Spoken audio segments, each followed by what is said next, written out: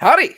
Hello. 2 days in a row. Welcome to our Chosen Season 3, Episode 2 live stream spoiler talk, where we are going to do all sorts of just spoiler discussion, walking through this episode from beginning to end.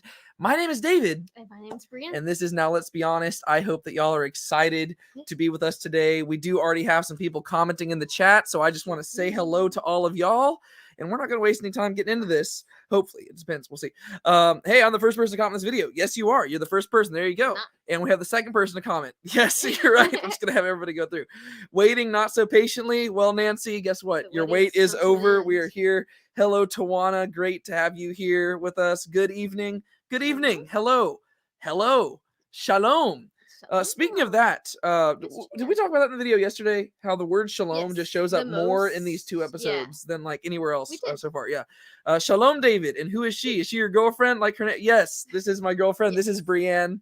Yeah, and she's in a lot of these videos. She's pretty. I agree. I think she's all right. There you go. And then we have some hearts. Good. Okay, cool. So we got 24 people, I think, already watching with us right now, or maybe a little bit more.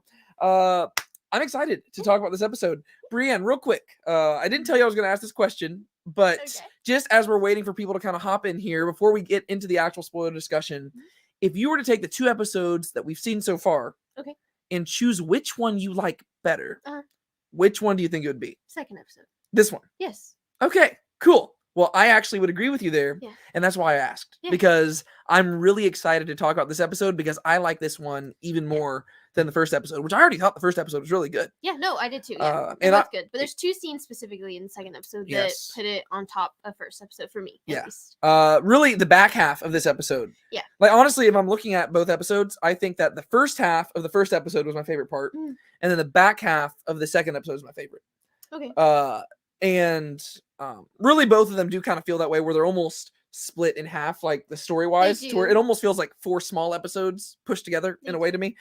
But I really like the second episode, and I'm excited to talk about some stuff because there's just some things that are just addressed here that I really liked.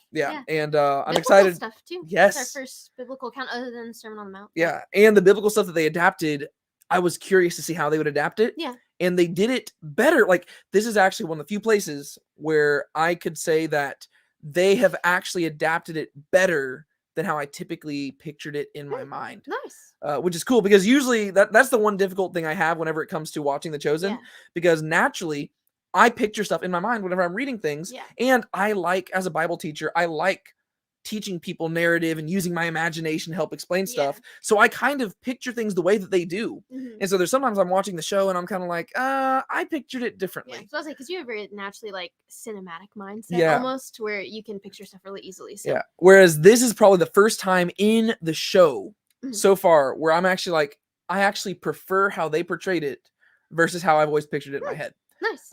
And so I'm excited to talk about that. Real quick, we got hi and shalom from David and Larissa Razor in Springfield, Missouri. Proud vets of the Feeding the 5,000, the Fried Faithful, the Charred Chosen. It's so funny because they've had two things so far. They had the Sermon on the Mount and Feeding the 5,000. One of them was during freezing cold weather, and one was during freezing one. So you got the Frozen Chosen and the Fried Faithful. So it's kind of funny. Well, let's face it, episode 2 would kind of be empty unless episode 1 was shown first. They kind of, and I think both of them are great episodes. I was just saying, in comparison, I actually like episode 2 better, which is probably a good sign, because I can already tell you right now, given what we kind of are guessing episode 3 is going to be about, I think I'm going to like episode 3 even more. And those are the episodes that I believe Dallas is the sole writer of episode 3. And usually I really have liked those episodes so far, because episode 3 of season 1 was Jesus and the Little Children. And then episode 3 of season 2 was the episode where it's, it opens with that one really long one shot, and you're just getting to be more with the disciples. And then it ends with that whole confrontation between Simon and Matthew. And I really liked both of those episodes, and it seems like what they're setting up for episode 3, I'm really going to like as well. And so it seems like each episode is going to get better from my perspective. Much like 12 Disciples, yes. Episodes 1 and 2 of the season are going to be linked together for me, like seasons 2 and 3 are, because I saw them together. Yeah, that is one thing, because you remember that they showed episodes 2 and 3 of season 2 at the same time. Yes. And that is going to be kind of the difficult thing here, because we're kind of used to just waiting to see stuff. Yeah. But whenever you have them together, you kind of just chunk them together. Mm-hmm. And I'll admit, that was even a difficult thing I was facing in preparing for this live stream, just trying to separate the two of them. Oh yeah. Yeah. And doing the discussion yesterday helped out because I'm like, okay, now I can kind of separate that one. Yeah. But that's actually why I wanted to do separate live streams. Yeah. I didn't want to do episodes 1 and 2 together because I didn't want them to blend together in my mind. I need that to be helpful for me making videos. Yeah. I love the way the episodes are knit together, and so until you're looking back at the episodes, you can't really see the beauty of that. Yeah, and that's the cool thing. Like, we'll be able to revisit these episodes even more once more episodes come out, because you'll be able to look back on them and see what they were setting up more, and it'll be really cool. That being said, I'm going to put my little spoiler banner across the screen down here because it is time to hop into our spoiler section, and we're just going to walk through it the same way we did yesterday. If you haven't checked that out, be sure to go do that. And also, if you haven't watched these episodes, probably don't watch this video. Yeah. I do have 2 other videos that you can go check out in the meantime. 3? You have a vlog too. Well, I was going to say you could check out the spoiler-free review and the vlog. Oh. So those are the 2 videos you can go check out. And also, I have over 100 videos in my chosen playlist on this YouTube channel. And so if you haven't seen these 2 episodes, you got plenty of other stuff to go watch, and then come back and watch these after you've seen the episodes, because I don't want to spoil anything for you. Is one of the last episodes on season 2, in one of the last episodes on season 2, Matthew says to Jesus, "I'm happy," and that's a breakthrough for him, is it not? Yeah, I'm trying to remember what part you're talking about where he says that. But if so, I think that is a breakthrough, because Matthew, he really hasn't been happy for a lot. Like, he was pursuing this whole money thing, and it just didn't make him happy for sure. Shalom, really enjoy watching your videos. Well, Jose, I'm glad to have you here, and I'm glad you enjoy watching these videos. That is the goal in making these. I want them to be enjoyable and informative. So there you go. I was able to glean a lot more when I literally binge each season entirely. Then it's totally cool when I watch seasons 1 and 2 back to back. Yeah, this is definitely one of those shows that repeat viewings really help out. Oh yeah. Because especially for me, whenever I watch it the first time, I'm almost just being impressed by all the stuff happening, that I really have to watch it multiple times to just figure out what's going on. Hi. Oh, it's Marco. That's one of my students. Spoil the heck out of me. All right, Nancy, we'll do it. I love how every recap they touched on the episodes. Yeah. So they did a really good job of the recap before the episodes, just to kind of lay the groundwork for different things that are going to be touched in the episodes. I can't afford movie tickets, so please spoil the heck. Okay, well, sure, if you're fine with that, then we will spoil the heck for you. I'm happy. For Matthew, when Jesus returned after he was arrested by the Romans. Yeah, for sure. Did you read our letters? Read our letters. Yes, Marco. So if you're wondering who Marco is one of my students, and they actually wrote Thanksgiving letters for me. And so, yes, Marco, I did read that. I read yours. Thank you so much. It means a lot. All right. Shall we get into our spoiler discussion here? Let's do it. Let me pull up my little notes app here, and let me scroll down to episode 2. I've got a lot of notes here, so get ready for this. And be sure to just comment as we're going, and just share your thoughts about these episodes as well, because we'll be interacting with y'all throughout this whole thing. That's why we're doing this live. Okay, real quick. Hey, David, another cool miracle shown in the Bible and previous films, were Jesus healing the blind using the dirt, or Jesus walking on water. Could we see those in season 4 or 5? I don't know if we're going to see the walking on water thing. I really hope so. But if they did the walking on water, it would probably be either the season finale of this season or the beginning of season 4. Wasn't that the thing that Dallas said that they weren't going to Well, I think Dallas said that they weren't going to do it. I don't know if he's changed his mind, and I can't find the video where he said that. Yeah. But to me, it'd be a shame if they didn't do it, because literally the theme song says "Walk on the Water." Yeah. And so I think they kind of have to do it, and I think there's a way to do it without it looking unbelievable. That's the main reason he strays away from certain miracles, is because he says he doesn't want it to take people out of the scene. Makes sense. But that one I don't think would be a too difficult one to, just given modern technology, I don't think it'd be too difficult to pull that one off. But the walking on water scene takes place immediately after the feeding of the 5,000 in scripture. Yeah. And so if we were to see that scene, it would happen probably either at the end of this season or at the beginning of the next one. And I could really see that being like a really good opening scene for the next season, to really jump into it. Right. But I could also see them almost having that being like in between the seasons. It's like they're going, there's a storm, and then season 4 opens up, and all of them are just getting off the boat, and they're like shell shocked. Yeah. And they're like, that was crazy. And I think that might be a good way to pull it off, to where if they did that in an episode, it'd be kind of weird. Yeah. I so appreciate that The Chosen respects its audience intelligence. Yep, absolutely. We went to the premiere of season 3 last night. It was so awesome until I left the theater and literally face planted exiting the theater. Oh, that's so sad. Oh no. I hope you're all right. Something just like that She too. would do that. I'm very clumsy. I have to over air, so don't worry. Yes, no, she 100% would do that. They might show the aftermath of Walk on Water if they. Yeah, I think that's what they might end up doing. Personally, I hope they show that. Oh, also, I forgot the other thing that y'all asked about was the healing the blind man with the dirt. I imagine they will do that. So far, they've been adapting a lot of stuff from the Gospel of John. And that is from the Gospel of John, so I wouldn't be surprised. And that's one that's not too difficult to do. Oh, no. So I imagine they would do that one. I hope you're okay. Oh, you're talking to Larissa, Face Planted. Yeah, I hope you're okay too, Larissa. Also, thank you, $5. I appreciate that. That means a whole lot. Thank you. I appreciate it. All right, let's get into this discussion. Episode 2. It opens up with Gaius and Atticus, and they're discussing pilgrims seeking Jesus. And this is kind of right off the bat, we see this opening shot of the new chosen set that they've built over in Midlothian, Texas. And this is one that they built just from the ground up, which was just kind of cool. Yeah. And it's really pretty set, really elaborate set. Kind of cool. Just, I know this isn't even really based off the show, but just like the, from a technical perspective, it's kind of cool to see what they've accomplished with a crowdfunded TV show. Oh, absolutely. Because pretty much all the other stuff that they've done is just, sets were already there. Like the Capernaum set they've been using, that was already a lot that was built to film like Bible shows and stuff like that. Yeah. And then the set that they've been using for Jerusalem is up in Utah, and that was already built as well. But here we have this very elaborate, detailed set that they have built using crowdfunding. Like it's really cool. Really cool, yeah. And so I just think that's really neat.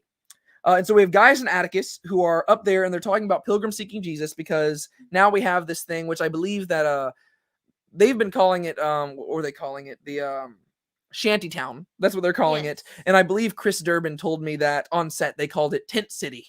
That was what they kept calling it. And so all these pilgrims are traveling to Capernaum because they want to see Jesus. And there's a biblical precedent to this. There's this idea that, pilgrims were constantly traveling to see Jesus. In many ways, an unfortunate reality of a lot of Jesus' ministry is that he was constantly being bombarded by people to where he really didn't get much time alone. And so they might be kind of building that up in the show. Because there are times where literally by the time you get to the feeding of the 5,000, Jesus is literally just trying to get away from people, and they just track him down and he can't get away. Yeah. And that's really the, Jesus at the height of his popularity. Yeah. And so in this scene, Gaius seems very distracted, and Atticus can tell, but he doesn't press him. However, he does say that lies eventually have their way of coming out. And so it's kind of an ominous thing here, but that's really a development that we really saw a little bit in episode 1, and it continues to get developed in this episode, that Gaius seems really distracted by something, and we're not totally sure what, but it seems to be that this is the aftermath of the Sermon on the Mount, where he's just trying to process who this Jesus guy is and what's going on. And we're just trying to figure that out. Yeah. Atticus tells Gaius to tell Quintus about the shanty town, and that's kind of setting up what they're going to go do in a little bit. But what do you think about this opening scene? I really like Gaius's character, and so I always like scenes with him in it, especially since the Sermon on the Mount, and just seeing how he's kind of processing what's going on, and how Matthew has gone away to follow Jesus, and you can see how that's kind of affecting him, and how just different situations, you can tell that things are going in his mind, but you don't necessarily what it actually is. Yeah. And so I like it a lot. Yeah. Yeah. And Gaius and Matthew's interaction in this episode. Oh yeah. It's brief, but I really like it. Just seeing the shift in both of them. Yeah. Like the fact that they've been away from each other for so long and they see each other, like it's kind of sweet. And I really like that. And we'll talk about that more in depth then. Yeah. Real quick, we got some comments here. Immediately after the feeding of the 5,000. Yes, the walking on water scene, I think that's what you're referring to. That is immediately after the feeding of the 5,000, biblically speaking. Jesus goes up on a mountain to pray. He sends the disciples across the sea. And then he comes and meets them walking across the water. Define immediately in real time. I'm not sure what you're asking there. The crowd is unlimited. Also not sure what you're asking there. And I really feel like being crowdfunded gives God an opportunity to get his hands in there supernaturally and multiply. Yeah, I mean, the crowdfunded thing that the Chosen's doing is definitely a really cool way of going about that. I think that it is really neat. Yeah. Thankfully, worst damage was to my pride and some facial scuffing. I have pics from last night, not just my unfortunate circumstances posted on my main Chosen FB pages. Well, I'm sorry that you had such a nasty face plant, but I'm glad that you're fine and you're here joining us for this live stream. Reunions could be a theme of this for this episode. I'm glad that you commented that, because I was trying to figure out what a constant theme of this episode was, Mhm. because the last one was really more about reconciliation, Yeah. right? That is because, I mean, you literally have the first scene and the last scene bookended with Matthew at the door of his father's house being Yes. rejected by his father and then reconciled. Then we also have Andrew being reconciled with Mary, and you have all these people being reconciled. But I was trying to figure out what a theme for this episode was, Mhm. because it really does seem like it's kind of a little bit all over the place. Mhm. But maybe as we go through this, we'll be able to come up with a better theme. But reunions is a very possible one for sure. Definitely.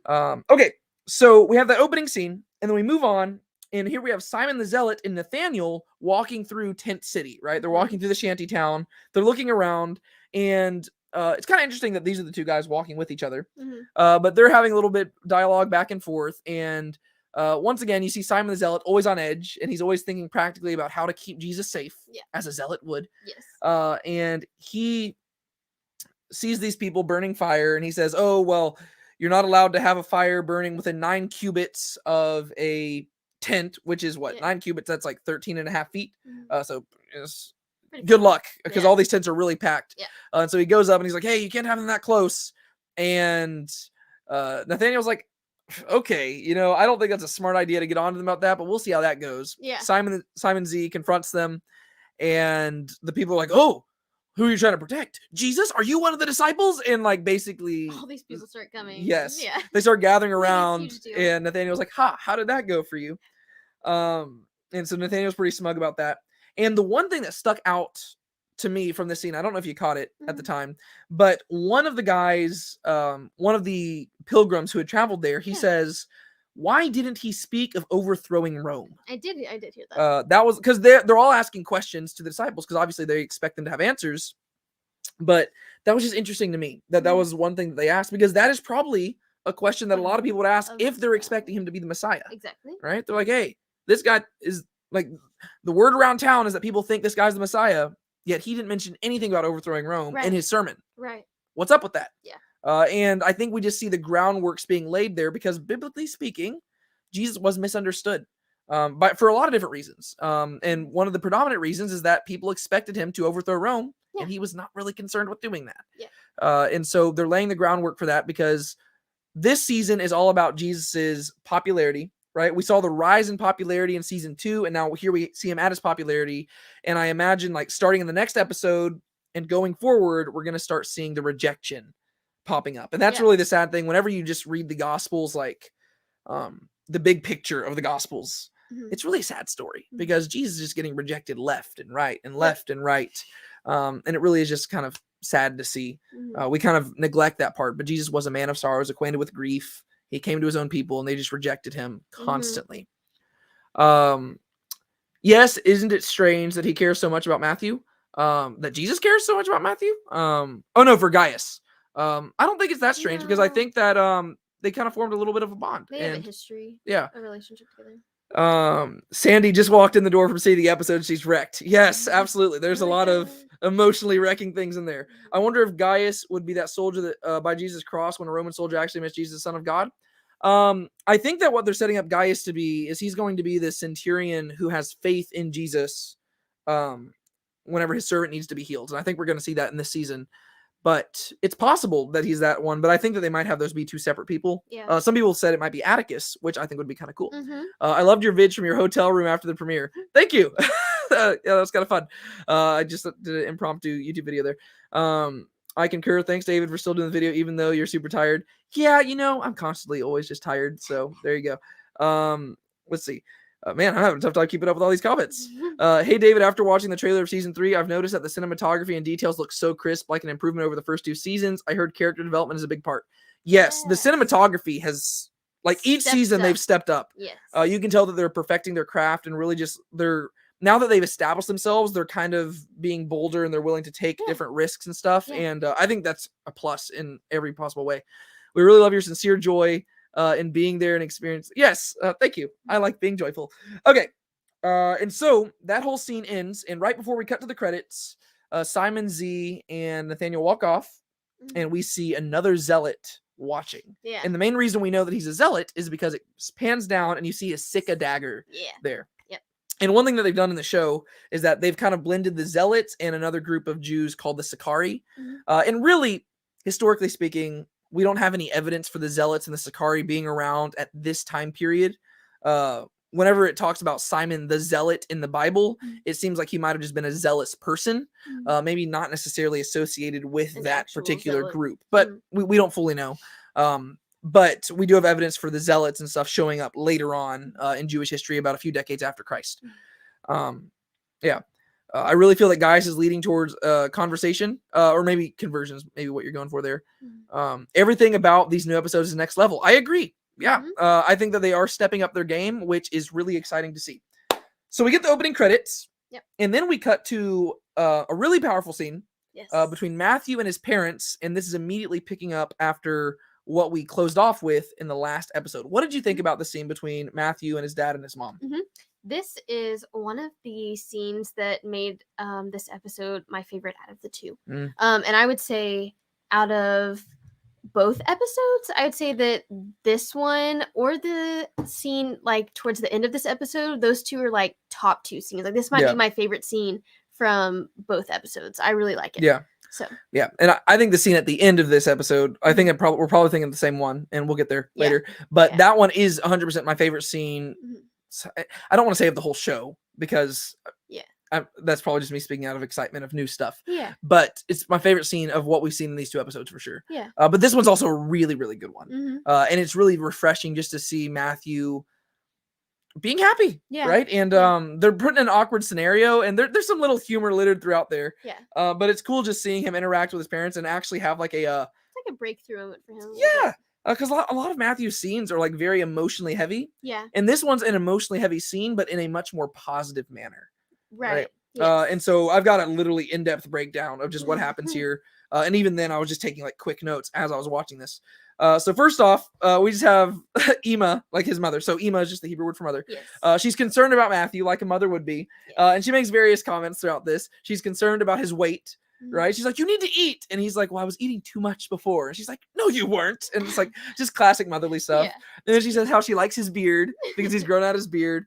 And then he talks about his friends, and she's like, you have friends? And he's like, yeah, I guess they're my friends. And it just kind of, I just thought that was adorable how even though the reconciliation hasn't fully happened yet, his mother cares about him, and they've interacted before. Like we've seen them interact multiple times. But he just hadn't really interacted with his dad. And so that's kind of exciting. And then Matthew starts quoting different things from the Sermon on the Mount to explain what led him to the door of his father.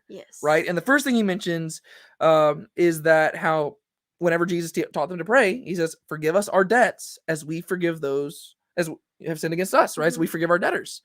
And he says, God expects us to forgive others if we want to be forgiven. And I know I need to be forgiven for a lot of stuff, and I owe a great debt to you. And so he tells him, he's like, hey, I did a bunch of stuff to you. I messed up. I screwed up. And this is where Matthew is just opening up in ways that we haven't seen him open up to before. Like in the first two seasons, we only got to see Matthew from an innocent perspective where he almost just was like the victim. And in many ways, he didn't know that he was guilty. And he admits that in this season where he's like, hey, I didn't know what I was doing was wrong. That doesn't change the fact it was wrong. And I think that's just really cool from a theological perspective. We kind of assume that you have to know something is wrong for it to be wrong. But Matthew's like, no, I didn't know. He says, I was ignorant. But looking back now, I realized that, yeah, I was wrong and I was sinful. And so I did something wrong to you. He also mentions the second thing. He mentions the laying the gift at the altar thing, which I really like that this particular line keeps getting referenced because it was referenced in the last episode whenever Andrew quoted it to Mary Magdalene. And Mary quoted the forgiving debts too. Yes. Oh yeah. So it's really the same parts. But what I love about it is that my students are currently memorizing the Sermon on the Mount this year for school, and they literally just recited this to me over and over again. And it's really cool because I have like 50 students, and so each of them are reciting this to me, so it's getting drilled into my head. And for some reason that reconciliation part was one that I kind of just overlooked whenever I read the Sermon on the Mount before. But they keep mentioning it here. I'm like, yes, because it was the one that was sticking out to me whenever my students were reciting it to me. And I was just thinking about the implications of that. Like he's saying, like Jesus is literally saying, God cares more about you loving your neighbor and reconciling with them than he does about just religious sacrifice. And like, he's like, if you have to skip church one day to go get reconciled with somebody, do it. Yeah. And as Christians, we would almost like be like, what? Yeah. No. But he's saying that's what God values. And so Matthew brings that one up. And what I love here is that Matthew says, and I get it, it's a metaphor because obviously only priests offer sacrifices and I'm not a priest. And like, he just like starts breaking it down in classic Matthew fashion, but he's beginning to learn metaphors. Yeah. And that was something that we saw even in the last episode. He was having a tough time with, because whenever he approached Jesus after the sermon, he was taking it. Yeah, he was taking it too literally. But we see that even in the few days between the last episode and this one, he has been processing it and he's had a severe amount of growth. Which I just think is really, really cool. Well, I will say also, like, you can tell whenever he goes in and starts talking to his parents that so many things had built up in his head, because from when he starts talking to whenever he ends, I don't think he ever takes a breath. Like, he was just like, he just keeps rattling going. stuff off over and over again, to where you can tell, like, well, we knew that he was kind of like by himself. He didn't have a place to stay whenever him and Mary were talking. So he's just been like by himself alone, like processing and thinking about all these things. And he finally gets to his parents, like, I learned this and this and this and that and this. He just doesn't even stop to. It really is adorable. Take a breath. And once again, and Paris Patel, the actor, or Paris Patel, he does a great job. Like, he probably has one of the most challenging parts to play, other than Jonathan Rumi as Jesus, which I think sometimes we overlook that one because we're so amazed by Paris playing Matthew. Because I think everybody is impressed by Paris playing Matthew, but Jonathan Rumi is having to play the Son of God. There's a lot of weight to that, which is impressive, right? And in a way that we've never seen before, because we've seen people play him in movies, but this is like a long show where there's so much to do. But the actors are just killing it. David, the finale episode of season 3 is probably going to be the feeding of 5,000. How long is it going to be? Probably over an hour. Dallas Jenkins' famous line, can't feed the 5,000. Just try to, you just provide the loaves and fishes. I don't know how long it's going to be. But I imagine that it will end with the feeding of the 5,000. Like, I wouldn't be surprised if literally it ends with them going across the sea and then a storm breaks out or something. Just trying to think of like what it could be dramatically. I'd be surprised if they ended it the same way they did the Sermon on the Mount, where literally it's just like everybody's like, and then it ends. I think they'd probably try to change things up a little bit, but I'm not totally sure. I know this is way off topic, but I'd really love to see Abigail and Joshua the Brave return, even for one brief scene. I also want to mention that. Yeah, we talked about this yesterday as well. I'd love to see them return. The only issue is that they're child actors, and it's been a good 3 or 4 years since they filmed those original scenes.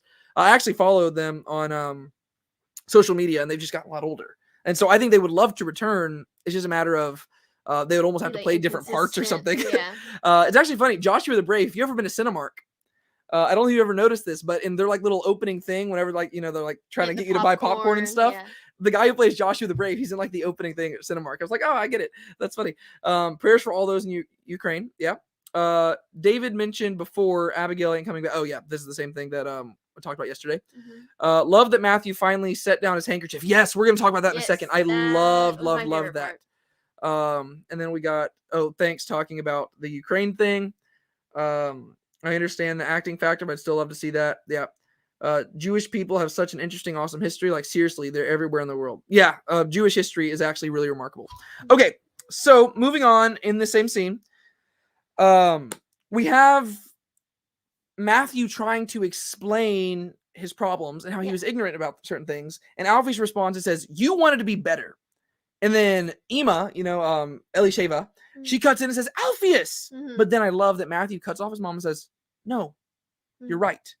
And this is where Matthew just admits, like, he has an opportunity for his mom to come to his defense and try to defend him and make him look good, but he cuts her off and says, no, like, I need to confess. And like, you just see that Matthew is growing so much. Like, this is a guy who, whenever we saw him, even in season 2, episode 3, whenever Simon is confronting him about stuff, he's just shocked because it's almost like he never even thought about the fact that he was like doing anything wrong. Like, he was always so confused about how people were treating him. But just since then, he's like, no, he's done a lot of reflection. And he's like, no, I was wrong. And I did want to be better. And he admits that he placed himself over his family and his faith. And he says that I was being totally, like, it was entirely self-focused. And I ruined your reputations. And he just went on this, like, he just confesses. And it is so beautiful, like, how he just handles it. And I thought that was really, really cool. And he says that he wants to atone. But this is where Alpheus says, you're not the only one who needs to atone. I need to as well. And this is once again, like, where the scene literally just, as it progresses, it gets better and better. It does. Because you could totally see this from his family's perspective, where they could just make the scene purely just Matthew apologizing, and the scene could be half as long. Yeah, it could be half as long where they just say, hey, we forgive you. They hug, and it would move on, and we would just find it just as touching. Yeah. But they're considering it from all perspectives, and the writers of the show said, you know what? All because Matthew was in the wrong doesn't necessarily mean that his parents should have responded the way they did, specifically his dad. Right? The mother was just submitting to her husband. Right? But the dad says, no, I did something wrong as well. Yeah. And he doesn't deny the fact that Matthew did wrong stuff. He says, no, you did do wrong things, but I had no right to disown you and treat you the way I did. Yeah. He should have been more patient. He should have responded differently. He didn't have to respond as rashly. He was simply responding out of his emotions. And I just thought it was so cool. It's cool, especially that he's a father, right? I mean, he's an older man, but he's humbling himself and admitting to his own child that he messed up. And I'm not a parent, but I know that as a parent, that can be very difficult to do, because as a parent, you're supposed to be the person who knows all the answers, who, you correct your child and lead them into wisdom. But here you actually have this moment where the son is doing the right thing and the dad is humble enough to admit, no, I was also wrong as well. Yeah. And so what do you think about that? I think it's cool that Matthew came in and he's showing what he learned from listening to Jesus in the sermon, and how we learn later that they also heard the sermon too. But you see this moment where it's transferred from Matthew applying that to now like his family is, to where it's like this mutual thing where they're both learning from what Jesus has taught and both from the sermon, to where both of them are forgiving debts from each other. And so that's really cool. Yeah. Well, and going off that, literally Matthew says, what changed? Yeah. And Alphaeus and them say, we were at the sermon too. Yeah. And we heard him. Right. And so it's not like Alphaeus and them came to this understanding on their own. No. The only way they came to it was by once again hearing Jesus. So it goes back to him. Like Matthew didn't even realize it, but they were there as well. Yeah. And that just makes it so much better. And it's like, cool. Cause I mean, it's not beyond the realms of possibility for somebody to recognize that they responded poorly apart from Jesus. Yeah. But I like that they made it to where it's like, no, we heard him as well. Yeah. So they're intentionally making it to where Jesus is the transforming thing. Yeah. About all of this. Now I'm another, and the thing in between was him. Exactly. All right, we got some more different comments here that we're going to go through. We got a lot more interaction today. Wade, I just noticed you're streaming. What's up? 6th period for the win. Who is this? It's one of my 6th period students, John Arbuckle. That's not their actual name, because I don't have a John Arbuckle in my class. But how were you able to watch the scene and take notes with tears roaring down your face? Because I'm so calloused in my heart that I don't cry. I've seen the show twice. I saw it once at the premiere, and then I saw it again yesterday. I was gonna see it again today, but we ended up just not doing that. But yeah, so I was able to take notes, and I'm probably gonna be watching these again and again and again, just because of this YouTube channel. Was Matthew's sister shown in the first 2 episodes? What was her name? She wasn't shown in these 2, but she was mentioned in season 1, episode 2, I believe. We see her briefly whenever Matthew's looking through the window during the Sabbath thing. But they haven't mentioned her since then, so I don't know if we're ever going to see her again or anything. I don't know what their plan is there. They just don't show her. Like, really, a just typical rule when it comes to writing stories is that you only include the characters who are important to a scene. And so they can easily just, you could even say that maybe she went and got married in between, and so now she's living somewhere else. My husband David said that he was so moved and loved how Matthew's father kept the key to his home. Really, there's a lot of just touching things in this one particular scene. So do his parents accept his apology? Yes, his parents do accept his apology, and we're going to get to that in a second. A father-son scene that makes a grown man cry. Absolutely. It's really cool. Oh, this is Jackson. Hey, Jackson. Good to see you. Jackson's one of my students. Surely Matthew's parents understood that he was different somehow. And yeah, he admits that in this scene. He says that he always wondered how he was different. And his mother's going to address that and say that he is different, but not in the way that we typically think. She says that he's different because he's been chosen by God. I'm a primary teacher. I've learned this week to teach my 7-year-olds the power of forgiveness. I need to say sorry to them sometimes. Yes. The easiest way to teach somebody a lesson is by admitting to your own inability to fully follow that lesson all the time. So, like, you have to throw yourself under the bus and say, hey, I'm still learning this as well. And that, for sure. My father used to say the right thing to do is never the easy thing. Usually that's typically the case. It's usually it's a lot more difficult to do the right thing. And so we move on. And so his parents admit that they were there watching Jesus, and he admits that he was writing it all down, and his mother's so excited. You're his scribe? Yeah, he was which is such so an cute. it's such an interesting way of putting it, because I'd never thought of it that way. But that is cool that Matthew stepped into, because we know that scribes were a common thing. Times, I mean, well, just in biblical times, and even really for the majority of human history, right? Like scribes were just a common thing, and yeah, that's kind of the role that they have Matthew going into, and that is not out of the realms of possibility. Like that's actually one of my own personal convictions about the Gospel of Matthew, especially whenever we see all the robust teachings from Jesus that are there.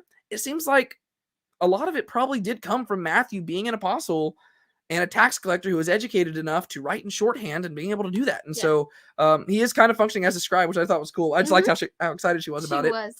And then this is where Matthew hugs his Ema. And it's so subtle, but the camera lingers on it.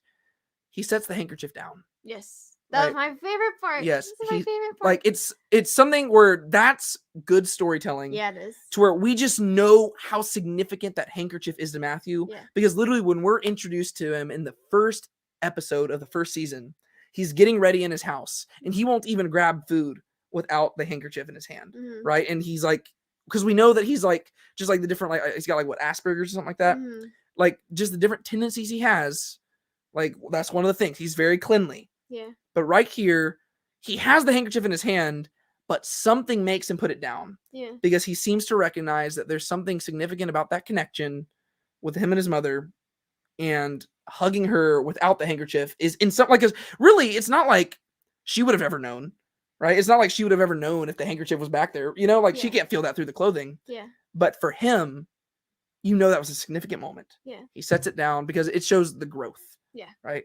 I thought it was so cool. Yeah. Well, especially because usually Matthew tends to cling onto that handkerchief whenever he has moments whenever he's like unsure or there's a lot going on, or he might be nervous. Like whenever he's outside of the house and the dog starts barking, he starts playing with the handkerchief. Oh, I didn't even notice that. Because he's about to confront his parents, and then he's like, oh no, I don't know if I want to do this. And you see him start to turn away, and then his dad opens the door, and then it cuts to black, right? Yeah. And so he always tends to like mess with it and play with it whenever he like seems to be nervous or maybe unsure about a situation. And so whenever he sets down that handkerchief, at least whenever I saw it, whenever he set down that handkerchief, he was almost like setting down all of those uncertainties, because that moment of reconciliation, and after like hearing the words that he heard from the sermon and what Jesus has taught him, and all of those things are sinking in. Yeah. I think he was setting down a lot of his past and things that have bothered him. Yeah. And now he's like reconciled with his parents, which is something that has bothered him for a really long time. Yeah. And it was those words that Jesus said that made it turn around. And now he is like hugging his parents and being able to call them like mom and dad after thinking he'd never be able to like see them face to face again. Yeah. It's such a powerful moment. Yeah. Because that's the thing. You have to recognize Matthew had no idea that the conversation was going to go this way. He literally walked up to the door, probably expecting to be turned away. Yeah. He just knew that it was his obligation to try. And it ends with him giving his mother. It's just so great. Real quick, my favorite. Oh, sorry, we already did that one. I know it's been asked, but does Matthew have autism? Oh, yeah. So Matthew has a form of autism or Asperger's or something like that. They've never. I mean, obviously in the show they've never said it explicitly, but I think the writers have said something along those lines. Yes, Matthew is written to be on the autism spectrum. I believe in the show they put him on the. Okay, so they're just commenting on the same thing. So glad Matthew is reunited with his dog again. Yeah, the dog. Yeah, the dog was like barking, like it's like excited. Yeah. I noticed Matthew has awkward movement sometimes, like he twitches often. Yeah, and that's just something that you expect a lot of times with people with those tendencies. I'm very late. Did you talk about episode 1? So episode 1 of season 3, we talked about that in a previous video, which is on this channel. We did a live stream last night. You can go check that out. I think it's about 2 hours long. So we talked about it for a while. Yeah. Scribes were common because most people were illiterate. Their services were valued. Absolutely. Yeah, and that's why Matthew was a tax collector and stuff, because not everybody was educated, and he was able to do that job. Yeah. I felt sorry for Peter. Poor guy couldn't catch a break. I wonder if there is, for Pete's sake. That's funny. Yeah, poor Peter. He finally catches a break very briefly in this episode, though. Yes, Matthew's handkerchief with a soothing item like stimming, like a security blanket. Yeah, yeah, for sure. And so just him setting that down was really cool. Also, my husband Dave and I really enjoyed witnessing Matthew growing and coming to his own disciple apostle. Yes, and once again, thank you for $5. I appreciate it. It means a lot. Okay, moving on. We're still on the same scene. This is where we finally have the reconciliation where Matthew is forced to say 2 things. Thank you, Ema, and thank you, Abba. Yeah. Right. And so he's forced to actually call them mother and father again. And he is glad to do it. And whenever he says Ema, it's almost like the word's hard to get out. Yes. But by the time he says Abba, it's just like he's relieved. He says, Yes. thank you, Abba. And once again, Paras Patel So absolutely good. destroying the scene. Just great acting. Yes. They give Matthew the house key back. Mhm. So his father held on to it and he gave it back. And he actually quotes to Matthew the same thing that Gaius had quoted to him. Yes. Which is kind of funny because Matthew's just kind of confused. Which I had actually, so whenever I watched it at the premiere, they had not, they didn't show that little brief season 1, season 2 recap prior to the episodes playing. They just went straight from the music video into episodes 1 and 2. And I had forgotten that Gaius was the one who gave them the key. For some reason, I thought that Matthew was. And so I thought Matthew was the one who had said those words. And so I was really confused whenever Matthew was like, why would I do that? Because I was like, Matthew, I mean, they're just quoting back your own words. But then they showed the recap before this. I was like, oh yeah, it was Gaius who gave the keys. And Gaius said that stuff. And so now Alfie's to saying it back to Matthew. And Matthew's like, what? What are you talking about? What are you talking about? But it's a good little callback there. Yeah. And then, so he says, give it away, tear it down, burn it if you want. Matthew's like, no. Maybe not. Why would I do that? It's kind of strange. Is it true that John the Baptist gets killed in this season? Doesn't he die before the feeding of the 5,000? Yeah, so I would assume that John the Baptist will get killed in this season if they're going with the biblical chronology, because that's kind of one of the catalysts that eventually leads Jesus to get away. Really, I don't know how they're going to do this, because in like the Bible, the two catalysts that cause Jesus to go away are John the Baptist being killed and the disciples returning from going out 2 by 2. And so if this feeding of the 5,000 is coming at the very end of the season, we might have a long time where Jesus is just on his own and the disciples are on their own, because that means they're not coming back till the very end. I don't know if they're going to do it that way. It'd be very interesting. But yeah, so those are the two things that kind of get Jesus to go on his way. When is it being aired for international viewers? Honestly, I wish I could help you out. I do not know. I don't know when it's being aired for international viewers. Yeah, sell it, don't burn it down. Yes, I agree. But he's actually going to be using this house for different reasons. Yep. Okay, now we finally move on to the next scene. Yeah. And now we are back with Gaius and Atticus, and to go forward with what they had established earlier on in the episode, they are going to Quintus, and we get to see Quintus a little angrier than we've ever seen him before. Yeah. And he's acting kind of like a spoiled brat. And he is getting mad at this one guy. I think the guy's name was Octavius. And he was getting mad at him about dirty water and the muddy water in the system, which I'm wondering if they're heading somewhere with that, because this wasn't the only mention of that.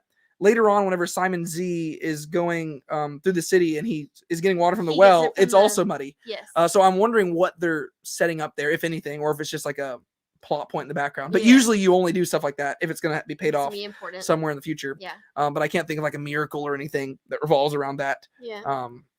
I don't know. So, so Quintus is mad about dirty water. Gaius mentions the Pilgrims. So they go in there, they sit down, and Atticus is acting super nonchalant about this because he's just in command of the room, and he knows that he has things that he can do to make Quintus just tremble in his boots. And they mentioned that there are a group of pilgrims who have arrived, and they mentioned that it was for Jesus of Nazareth, and Quintus is upset, and he says, shouldn't you have told me about this before? And once again, Atticus is like, oh, well, he also went back to his house, and now he's relieving himself. Like, we can't tell you everything. And Quintus is like, I mean, this seems a little more significant. I mean, he preached the sermon I told him not to preach. We literally took him into custody, and I told him not to do this. This is pretty significant. But it's funny because Atticus just teases him, and Quintus feels like he's super important. And I love it because Atticus doesn't give off that cocky vibe, right? I mean, he's cocky, but not in like a self-important way. He's just like confident. He's like really chill. Yeah, he's just super chill, and he just like laughs at people who take themselves seriously. And Quintus takes himself very seriously, and he's super snarky and cocky. And so Atticus just comes in there, and he just doesn't buy it. And he's just like, like he just seems to take a lot of joy out of laughing at how seriously Quintus takes himself. So Quintus is upset not to be informed sooner. Gaius and Atticus, they play down the sermon, both of them. They say, what was the sermon like? Was there anything special? And Atticus is like, well, can't say I've been to that many sermons. Something about hooves, something about laws, something about Jewish stuff. There was one thing that they said. I wish I'd written down. But whenever they're playing it down, they say something where I was like, oh, like it was a reference to something else. Oh. But it wasn't anything Jesus talked about. Like it was purely like Jewish Old Testament type stuff. Yeah. I wish I'd written it down, but I was just trying to keep track of I was also trying to watch the show, and I was trying to take very shorthand notes here. Yeah. But some of the stuff they said there was kind of funny. Quintus mentions Matthew. He says, was our former tax collector there? Yeah. And they say, yeah. And he does this little moment where he's like, what does it matter? And you can tell he's still a little bit bitter about this. Atticus, they're trying to figure out how to handle this. Right. And Atticus suggests, well, hey, rather than kicking them out, maybe you could redraw the boundaries of the city. Yeah. And Atticus, we still don't know where he lands with everything. They're playing him as a very mysterious figure. Yes. And his main motive here seems to be that he doesn't want the Pilgrims to leave because he wants to see how Jesus is going to handle it. Right? It's not like, because really, Atticus doesn't care about the Pilgrims. It seems to me that he says, no, I want the Pilgrims here because I want to see what Jesus is going to do. Yeah. And so he says, I need to try to convince Quintus to keep them here. To him. Yeah. And so Atticus has his whole other thing that he's trying to go for here. We don't fully know what his motives are. And that's why I like Atticus. He's not a biblical figure at all, but he's intriguing because we're like, we don't know where he lands. Like, and I don't think he knows where he lands either. Yeah. That's why he even says later on, like, I just want to know what's coming next. That's what he's going to say to Simon the Zealot. Up on the roof. Yep. Yeah. So he convinces Quintus to redraw the boundaries. And he also convinces Quintus not to be harsh. Yeah. Because the main reason they're going to redraw the boundaries is to get the Pilgrims to have to pay taxes, which of course Quintus is going to like. Exactly. But then Gaius mentions, I don't think people are going to really like having to pay taxes. And Quintus says, well, then you show them we're Rome after all. You can make them do stuff. Yeah. And that's where Atticus is like, oh, well, I don't think Caesar would like that very much. And Quintus is like, oh, dang it. Yeah. You're right. Yeah. All right. Don't be too harsh with him. Yeah.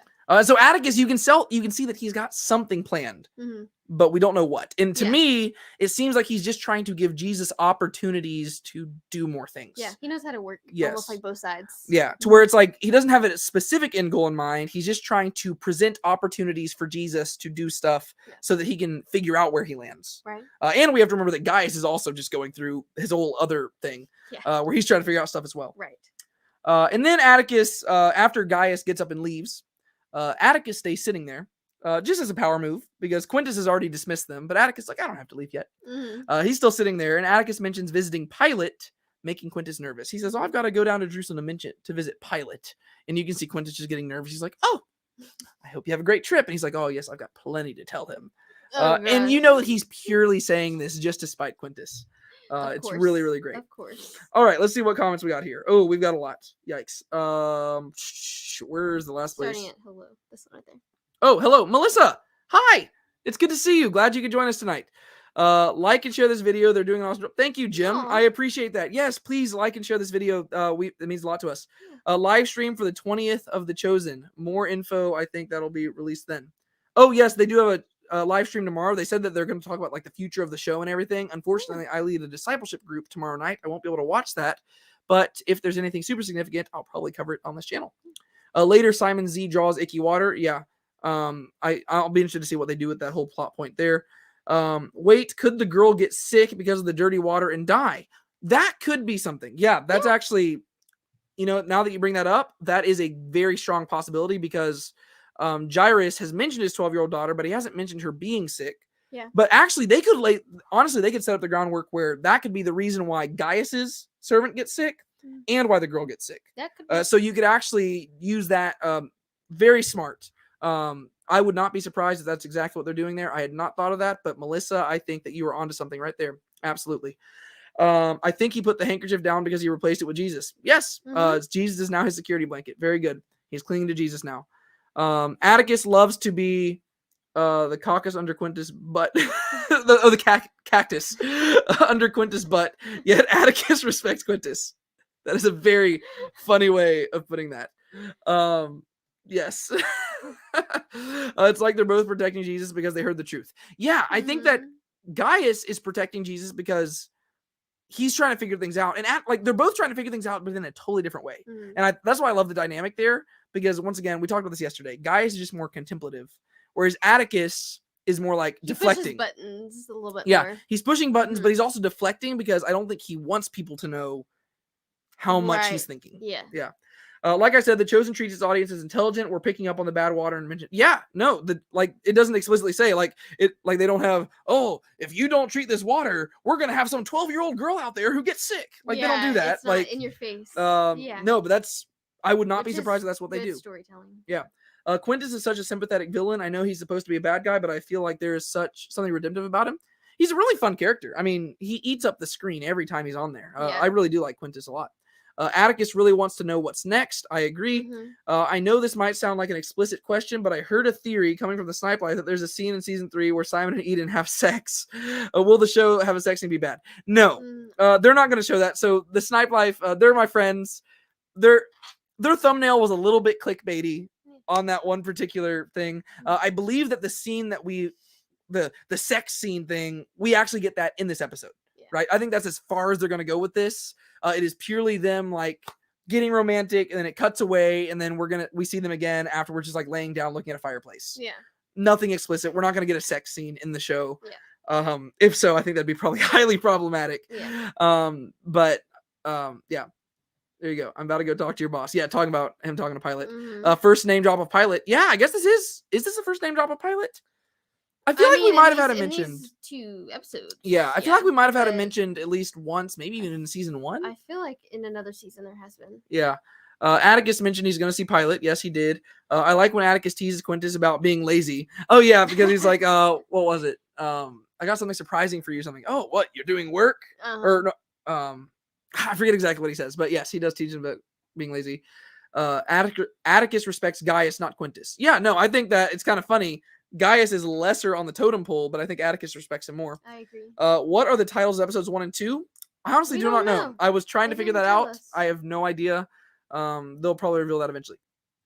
Would they even have known back then that dirty water could lead to illness? I love the idea, but I've also studied public health, and the discovery didn't come until centuries later. So I don't think they would have known exactly why it led to illness, but I think that viewer thing. We don't know, maybe. Well, yeah, and I think that all you have to do is drink dirty water to figure out it leads to illness. And so I don't know if they would have had like an explicit like, hey, this leads to illness. Like they might not have had the exact correlations and stuff. And also we have to realize, I think that people were smarter back then than we typically give them credit for. They didn't have as advanced technology as we do nowadays, but people were actually, I mean, people built the Egyptian pyramids like 4,000 years ago. It's pretty amazing. Yeah. And quicker than we build bridges now. Yes, there's literally a bridge like a few miles away from my house. They've been working on it for like 6 years and they've made no progress. Was the one episode depict I Am the Law of Moses? No, that's going to be in episode 3, I believe. I think that's going to be next episode. Hey, Megan, people in the 1st century Israel or humans in the world at that time had no concept of germ theory. Maybe it was discovered in the 17th century. Yeah, so whenever it comes to specific like scientific like theories and stuff, that was more like later on as you have the increase in really scientific theories just in general. But I do think that in general, people were like, like they could kind of correlate stuff, like, man, we all drank that muddy water and we're all having sick, like getting sick. They might not have known exactly why, because it's not like they had microscopes to examine cells and stuff, but I think they could have kind of been like, stay away from that muddy water. Process of elimination type stuff. Yeah. So according to episode 1, IMDb is called Homecoming, and episode 2 is called 2x2. Oh, that'd be pretty fitting. That would work. Yeah, cool. All right, we move on. And now we are at the Zebedee household. Mm-hmm. And here we have Thomas getting to try Zebedee's olive oil. And John tries it as well. Yeah. And Zebedee's really excited because Thomas says it's good. And because Thomas used to work in the wine business and the wedding business, that's a good sign for Zebedee because he's wanting to start an olive oil business, which is going to incorporate the women who are going to be helping that as well. But then poor Big James, he doesn't get any olive oil. This poor guy, he is just getting like knocked down lower and lower with each moment. It's kind of sad. Yeah. And then Thomas brings up how he is mentioning or how he wants to marry Ramah. And the first thing, I think it's very interesting that they bring this up. The first thing they ask is, okay, well, what about your father? Like, because typically the custom is that the two fathers would speak to one another. Yes. Right. But he says, my father's dead. Okay. Do you have an older brother? Right. It's cool how it's very brief passing comments. And they're not going out of their way to explain it. No. But if you're watching the show, you're immediately realizing, there's a culture behind this. Yes. There's an expectation that typically it wouldn't be just the man approaching the father. I mean, even nowadays, our culture's kind of just falling apart where a lot of guys don't even do that, where they ask for the father's blessing. But back in Jewish times, it wouldn't even be the man doing that. Typically, it would be the man and his father going, and they would approach the woman and her father. Yeah. And they would sit down for a meal. They would discuss stuff, Yeah. and do a lot of things that kind of call to mind the whole communion thing that we do and stuff. And so we have this groundwork that Thomas really is kind of alone. And they bring up how this isn't the first occurrence and stuff like this. He says, like, Samson didn't have a male relative. Well, even though Samson did have his father, but Samson picked his own wife and everything. And they're like, I might not want to look at Samson as like the ideal model figure. And I personally just appreciated that because for some reason, a lot of the times we do kind of idolize Samson as like this really cool guy. He's not a good guy, biblically speaking. He's one of those guys where you're like, oh, wow, if God can use Samson, he can use any of us because Samson he's just a dirtbag. Yeah. But then they also mentioned David, how he didn't ask for Abigail, like he didn't talk to Abigail's father. Yeah. And they're like, yeah, once again, probably not the best scenario because that was literally, that's the story with Abigail and what's his name? I know Nabal. Oh yeah. Yes, name means fool. Yes. Abigail and Nabal, where her husband dies and David goes in and like takes her in as a wife, and that whole scenario is kind of sketchy as well. And they're like, and probably not the best. But they say, okay, at the very least, you at least need to ask for your rabbi's permission because ultimately, first and foremost, you're his disciple. And so if you're wanting to marry somebody, you probably need to talk to your master about it and see what he thinks. Yeah. And so he says, I'm going to do that. And we're going to have a really cool moment about that later on. Yeah. There's one line here, though, that I'll be interested to see what people think about it. Because Thomas says that he has searched his heart and he knows that it's right. Yeah. What'd you think about Thomas saying that line? Well, I don't even know if you noticed it whenever we were watching it. But. No, I think I do. I don't think I remember him saying it, but I don't think I really thought anything of it whenever I heard it. But I mean, the line did kind of stick out, so I guess I'll be interested to see if there's a callback to that or anything. Well, the main reason it stuck out to me is just because it's the idea of following your heart. Oh, yeah, I mean, your heart's deceptive, and stuff like that. Yeah. It's like how are you searching your heart? But, it was just kind of a weird line to me because I was like, I mean, I don't think that he meant anything bad by it. It was just like a weird thing where just because I know a lot of people get up in arms about that, it was just kind of a weird line that wasn't really necessary. Like, because he could have easily just been like, hey, I'm, no, like, I've thought about this deeply. Yeah. I've prayed about it. Yeah. And I think this is the right course of action. But he just says, I've searched my heart. I'm like, oh. I think they might have been thinking, well, it reminds me in the Psalms when David says, oh Lord, search my heart. Like, it reminds me kind of that. So I don't know if they were trying to use that imagery type of situation to where it's not a negative connotation. Yeah. The main reason I just notice stuff like this because Chosen fans can get up in arms about a lot of stuff. And so I'm always watching stuff being like, what might I have to make a video about in the future? Yeah. And that was just one of those lines like, I'll be interested to see it. But it's not from Jesus' mouth. And so people usually give people the benefit of the doubt because, they're not perfect. Mm-hmm. Philip's clean water and I saw you. I'm not totally sure what you're talking about there. Sorry. Looking forward to what this creates into the olive oil. Yeah, it'll be really cool. Just seeing that business develop. Also, olive oil Gethsemane. Yeah, Gethsemane means olive press. Yep. Gaius and Atticus complement each other. What one might overlook, the other one will surely catch, for sure. I realized the actor that plays Nicodemus was in the Mummy movies and Stargate. Anyways, he's an amazing actor. I thought he was Egyptian, but is Indian in real life. Yeah, he actually showed up in the Paul Blart movie. Paul Blart Mall Cop. I was showing it to her, and there's one scene where there's this guy, and I'm pretty sure he's just like plastered drunk in the scene.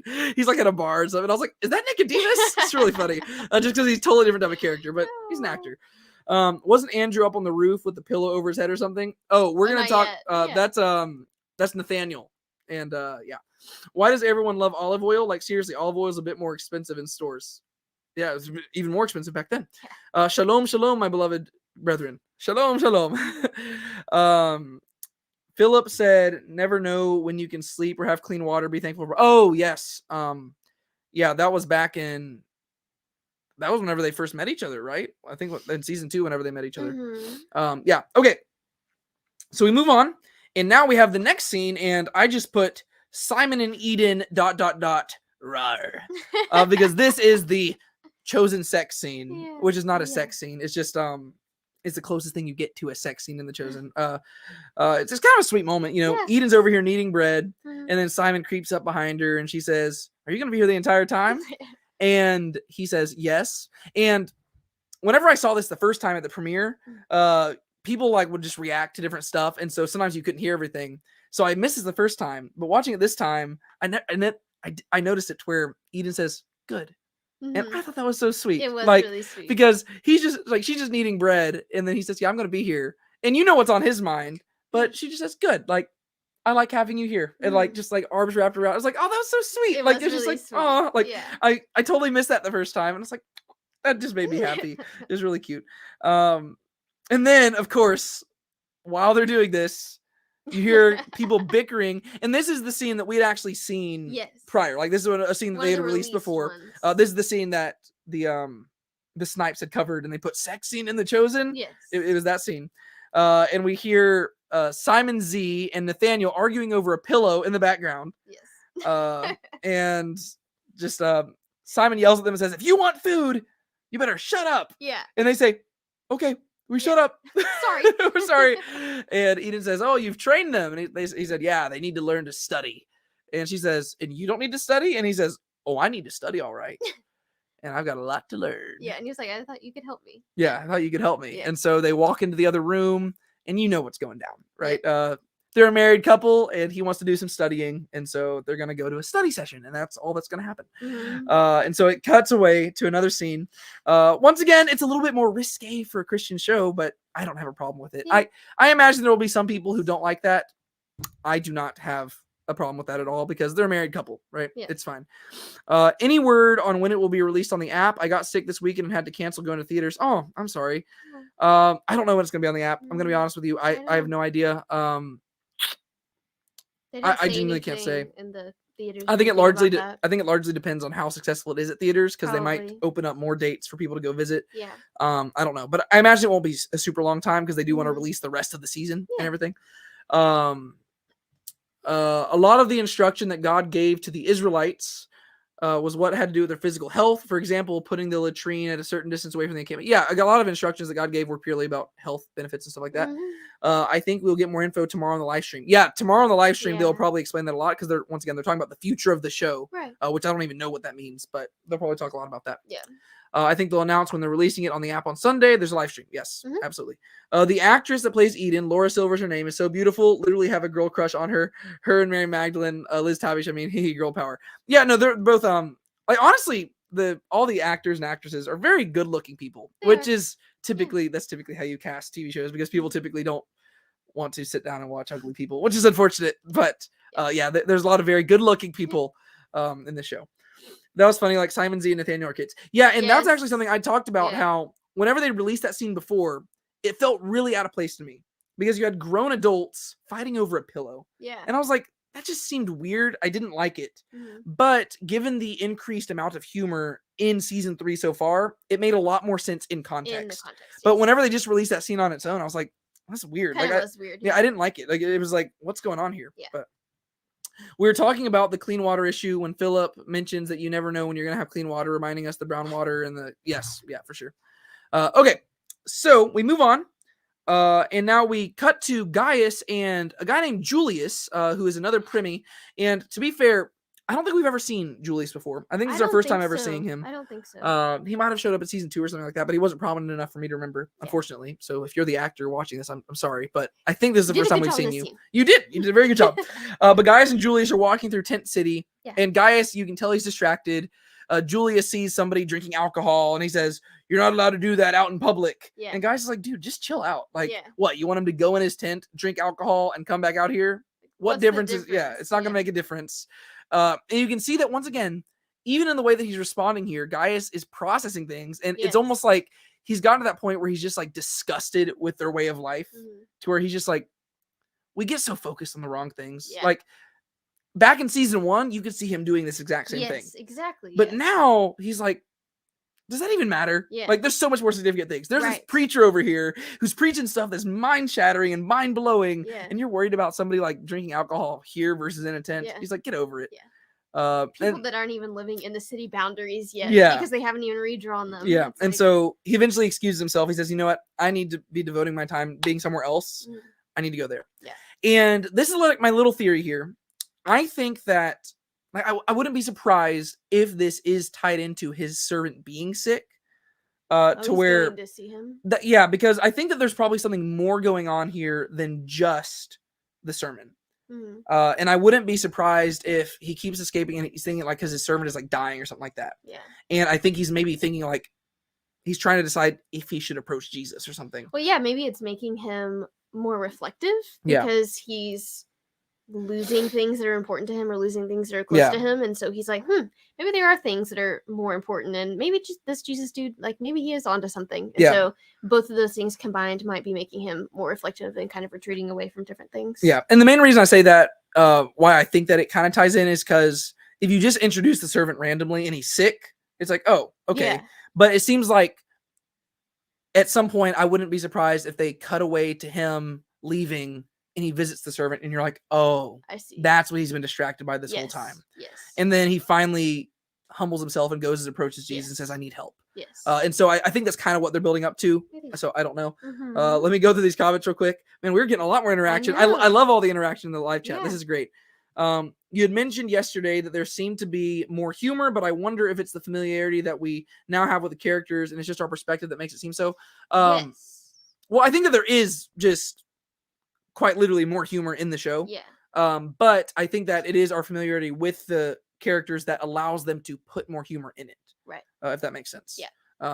Because if they put this humor so much at the beginning of the show, it would almost become a comedy. Well, yeah. Right? Well, the beginning of the show is your first impression. It's going to set the viewers up as to what they're going to see, what they should expect from the show. Yeah. And so they probably wanted to not be as humorous because that's not what the show relies on.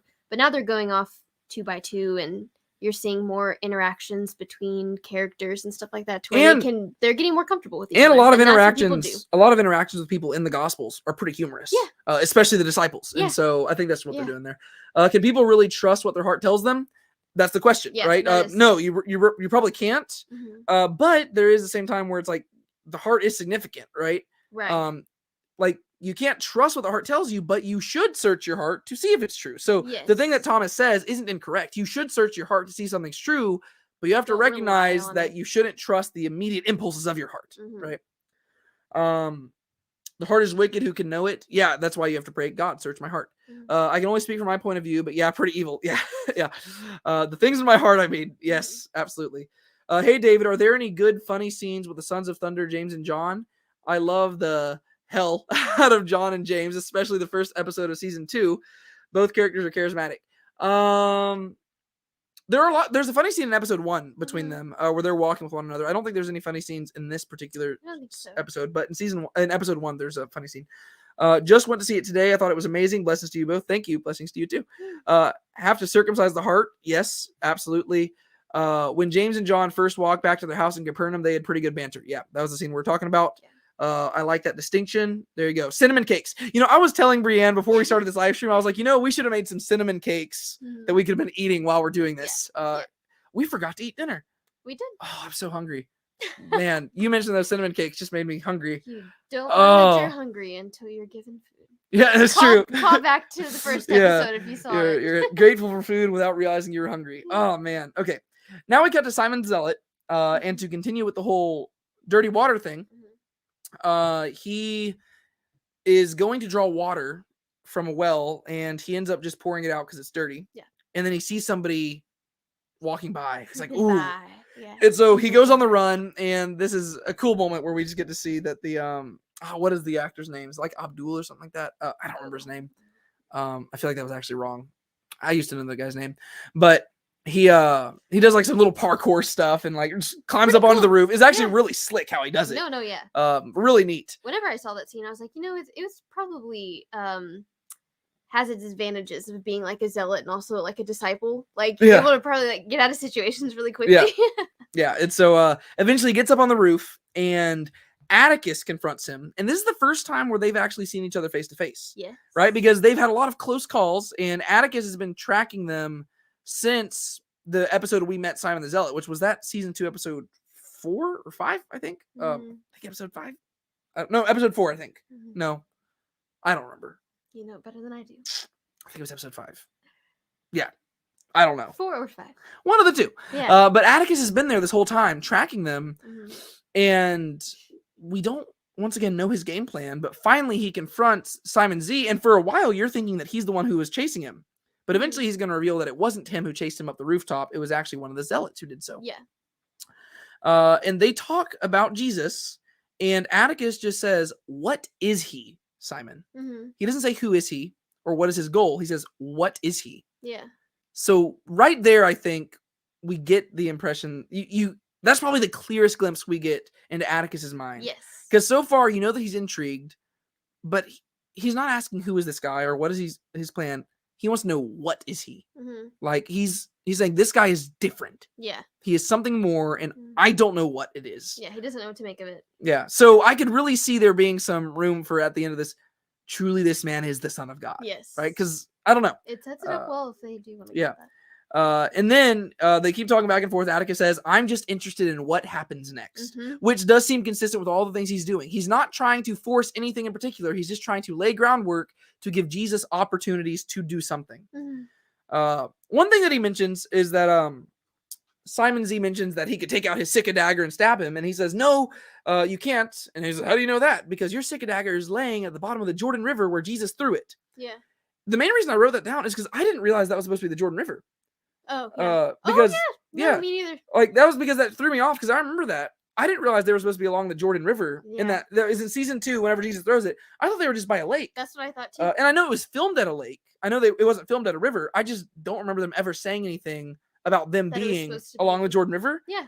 Which is just it's not significant at all. It's just to me because like the Jordan River is a really significant thing in the Bible.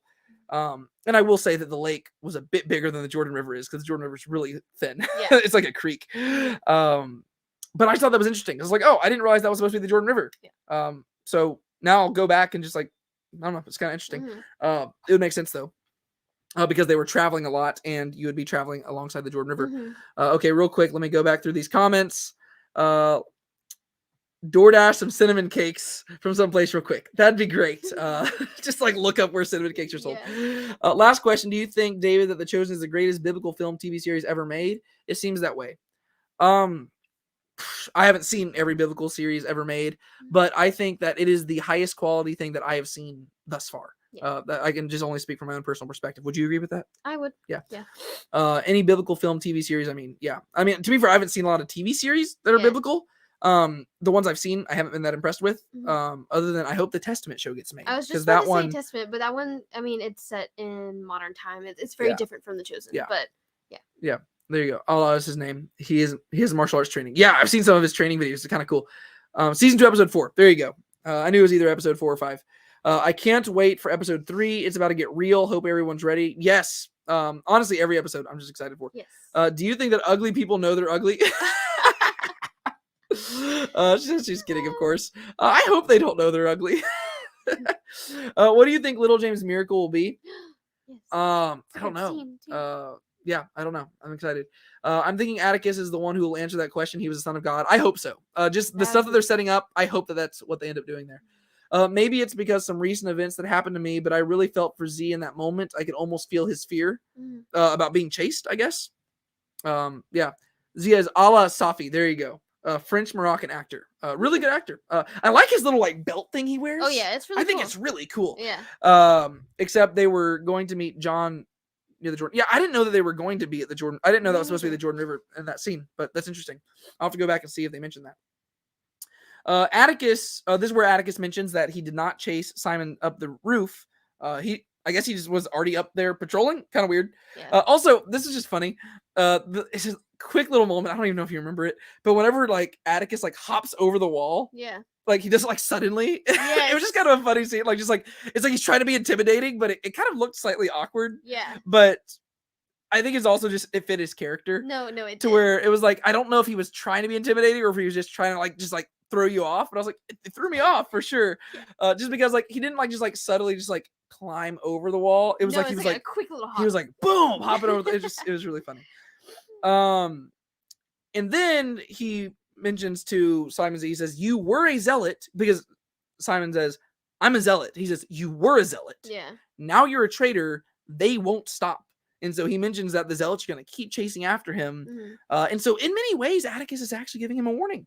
Yeah. And it's almost like a little peace Almost treaty there. helping him, yeah. Where it's very weird. Like when you just see, once again, Atticus, something's going on in his mind. We don't know what, but he's trying to figure out what is happening here. Yeah. Well, he also doesn't want to be on a disciple's bad side because that's access to Jesus. Yes. Like no, figuring for sure. out, if he's trying to figure out what is going on with this Jesus guy and he's okay, is he legit? Who is he? What is he? Yeah.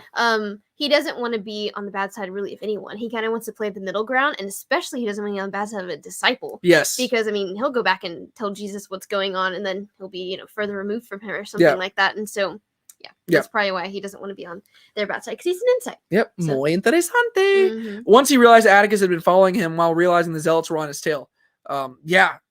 So multiple people following him. Studying. Yeah. I don't think they got much studying done in there. No to me, Atticus showing that Simon Z are the same caliber physically and mentally. I'm not sure what. Oh, he's talking about hopping over the... Oh, okay. He was saying that, like, he's a threat to him also. Like, don't think that you're really good. Yeah. Yeah. Do you think they'll go Passion of the Christ dark? I hope so. Just because I think if you're going to depict the crucifixion and stuff, I think that you need to go that dark. I mean, because the Passion of the Christ, I know it's dark and it makes people uncomfortable, but even then it is understating what Christ went through. The events of the Bible are dark. So. Yeah. Yes, your heart is significant. Okay, talking more about the heart. Atticus trying to figure out who Messiah is. Yeah, I think he is intrigued. Even the only thing that prevents me from thinking that he's going to be the one who says truly is the Son of God is because I'm pretty sure it says it's a centurion who says that.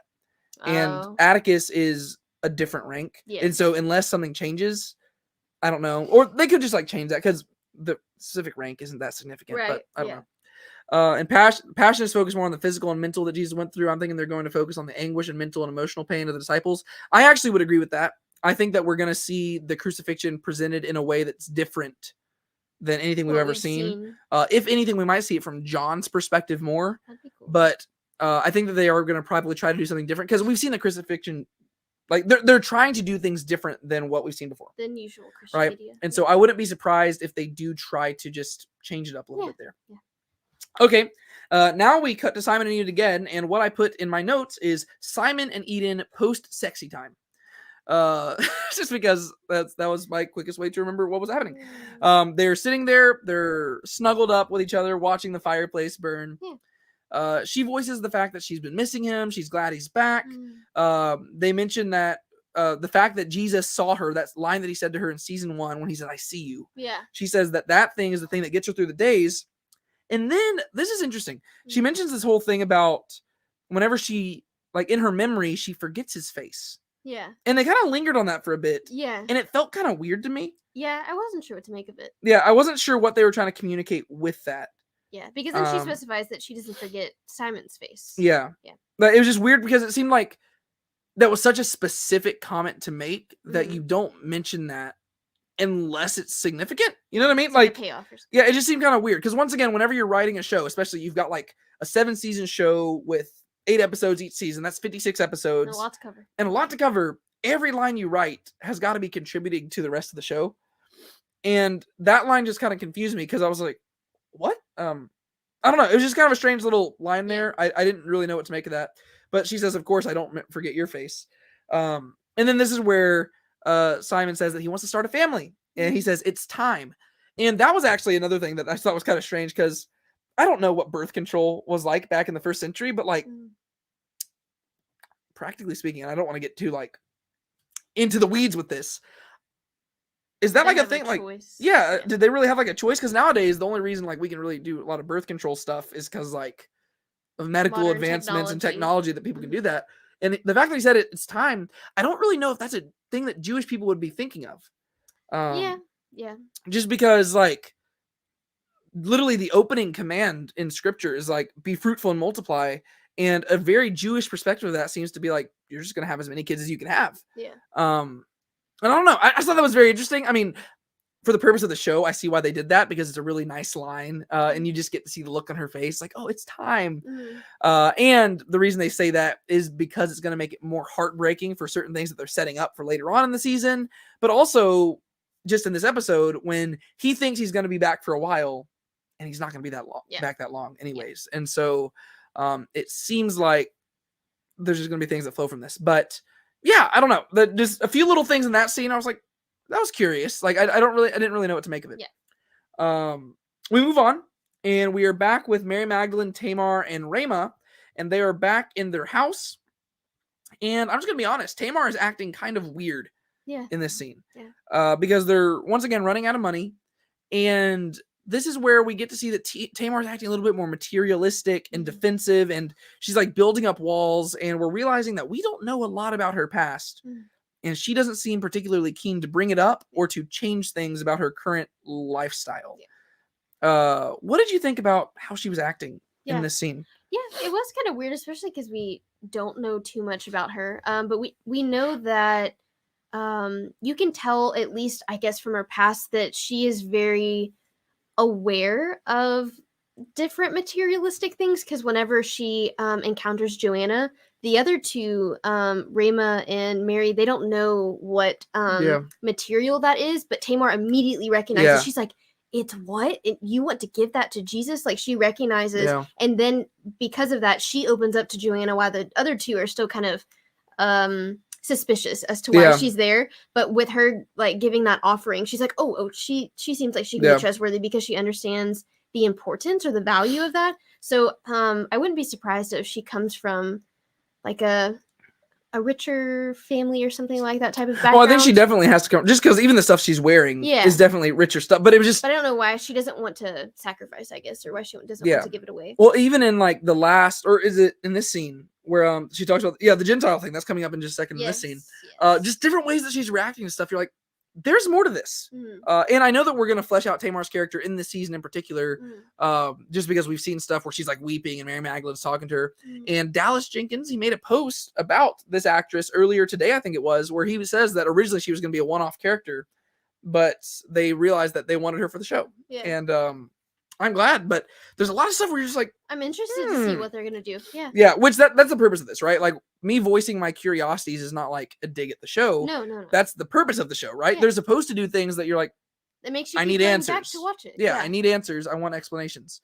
And so they kind of start getting on to Tamar. They're like, hey, we had to give up a lot of stuff to follow Jesus. Like, you've got, like, you need to give some. And she's like, oh, well, these are very personal items to me. It's like, that's the point. That's literally the point. You don't just give up stuff that's not personal to you. You give up everything. But she eventually kind of changed the subject, and they turn the attention to Ramah, and they start talking about Thomas. And this is kind of fun. She says, you are in love with him, Ramah. And this is a really cool moment where they have an opportunity to once again flesh out marriage customs back then. And they do it in a very good way, right? They're not just like, oh, well, this is how Jewish cultures work. Instead, they have the conversation started by somebody who is not a Jew. And she says, you're in love with him. And she says, well, that's not how our culture works. And so, like, they're not talking to the audience, they're talking to Tamar, but they're explaining to the audience, right? So it's really well done. She says, that's not how it works in our culture. You're a Gentile, so you wouldn't know. And Ramah just mentions it kind of casually, but you can tell Tamar's like, what the heck? Which, once again, like, you can see from her perspective, it's kind of like, you're not part of our group. Which, I mean, technically, so it's just kind of distinct there. And then Tamar, this is another place where we get a line where I'll be interested to see how people respond. I don't think it's super problematic, but she says, Jew, Gentile, love is love. And the only reason I say that line could be problematic is because the phrase love is love has this whole other meaning nowadays. But in the context of the show, that it's not saying anything. They're not. But I wouldn't be surprised if they threw that line in there just to rustle some feathers. Just knowing the writers of the show, I wouldn't be surprised if they're like, let's just have her say it. Like, just to make people mad. The context is in no way the same. Obviously what she is saying, it's like that love should be the same whether you're a Jew or Gentile. It's just it's love. Right. But Tamar doesn't want to talk about her past. Like, they bring something up, and she's like, I don't want to talk about that. And eventually they say, okay, well, if your father approved, because she's like, she mentions how in their culture you have to get the dad involved. And they say, if your dad approved, would you marry Thomas? And she's like, yeah. And I'm not gonna lie, the actress who played Ramah here, she was absolutely, like, she played it like a A little girl. who's Yes, smitten. yeah, like she played Yeah. it so well to where you just believe it. It was adorable. Like, it didn't look like somebody acting like she was in love. Like, this wasn't like a Hallmark movie or something. No. Like, it genuinely felt like I have seen, like, especially, man, I'm a high school teacher right now. Yeah. I see this all the time. Yeah. Like, I can just see girls interacting with the guys. And I'm like, oh, that's kind of cute. Like, it's like, yeah, like, you know, so like you're just watching this and like it looked like a genuine girl just like in love. And she's like, yeah, I would. And so they're saying, so even though you're a Jew, is that you're saying that your way of saying that you're in love with him and that you're excited to marry him? And she admits that she is. Yeah. Which is just really cool. It's really cute. It's like, oh, like that's sweet, because you have to realize that that is kind of realistic for this culture, because obviously in Jewish cultures marriages were arranged. Yeah. And that's totally fine. And I like that they're showing that it wasn't like the woman had no choice, right? That's one thing that we were even having a discussion about this, me and like some of my other teachers up at the school. We were getting into a debate and they were talking about like, oh, it's so unfair to women. Well, in some cultures, yeah. But in a lot of cultures, like the woman would have a voice in that, like to where, yes, the families would arrange it, but the woman would be able to agree to the marriage or not, right? Yeah. So it wouldn't just be like a total, like, she has no choice. Yeah. It was just a more communal thing, which I think can actually be kind of beautiful. Yeah. But obviously, you still do have personal desires. And so here you have, you know, women all joking around with one another and talking. Yeah. Of course they're going to bring it up. They're going to be like, hey, yeah, you like him, don't you? Yeah. In many ways, it reminds me of Song of Solomon. Once again, we have a lot of like just different themes like that, because you have, oh, daughters of Jerusalem. Yes. Right? Where like, you know, kiss me with the kiss of your mouth. Like in Song of Solomon. They ask her about like. Yes. Tell us. Stories. Yeah. Oh, most beautiful among women, who your beloved is.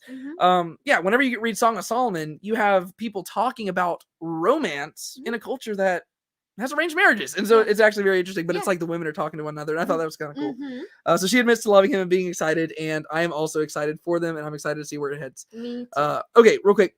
Maybe Atticus is wondering if Jesus is some demigod. That's possible. Let's see. Do you think Atticus is heading towards conversion? Maybe. I don't know. We'll have to see. I really don't know. Don't you think that culturally Simon and Eden would have desired to start their family as soon as they were married? I never envisioned married couples not wanting children since. Yeah.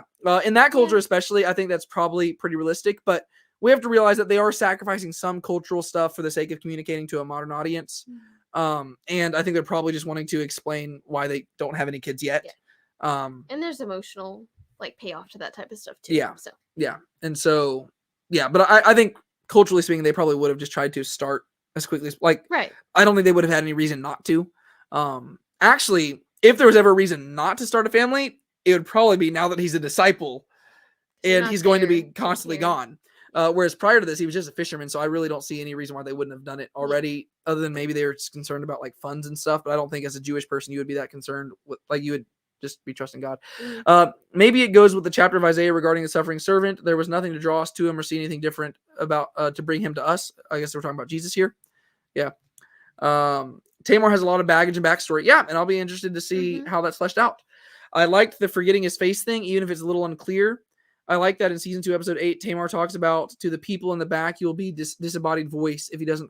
Oh, that's what she was talking about with the suffering servant thing. In Isaiah, it says there was nothing about him that would draw your attention to him, right? Like nothing about him that would cause you to look at his face. So maybe it was reference to that. That's possible. I hadn't thought about that. Yeah. So just saying he's kind of forgettable. Okay. Yeah. Yeah, that makes sense. Without getting too much into the weeds, natural birth control with timing in mind seems to be well, that's what I was. Yeah, that's the thing I was not wanting to get too much into the weeds about. There is a way to do natural birth control, but the Torah does seem to kind of frown upon it. That's why I didn't want to get too there, because I didn't want to get too explicit in this video. There is a way you can do natural birth control, but it doesn't seem to be necessarily approved of in the Torah. I keep wanting to share The Chosen with friends that have absolutely no biblical knowledge or foundation. Is there an easy way to do that? Just show it to them, I think. I don't think you have to have a biblical foundation to watch the show.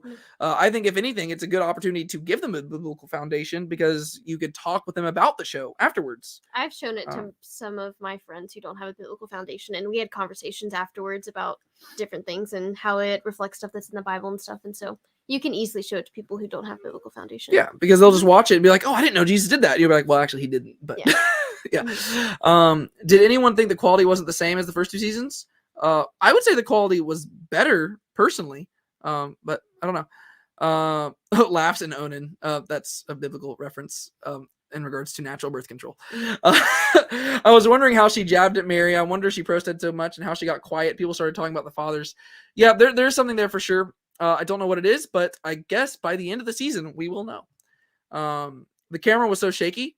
I didn't notice the camera being shaky at all. And if it was by choice because the 10-Minute Bible Hour podcast was a good companion to get me into the actual Bible. I love that podcast. It's a great one.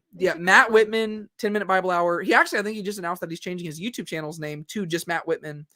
But if you haven't checked out 10-Minute Bible Hour podcast, it is great. They're actually just finishing up the Gospel of Matthew, and they've been in it for like 4 years or something.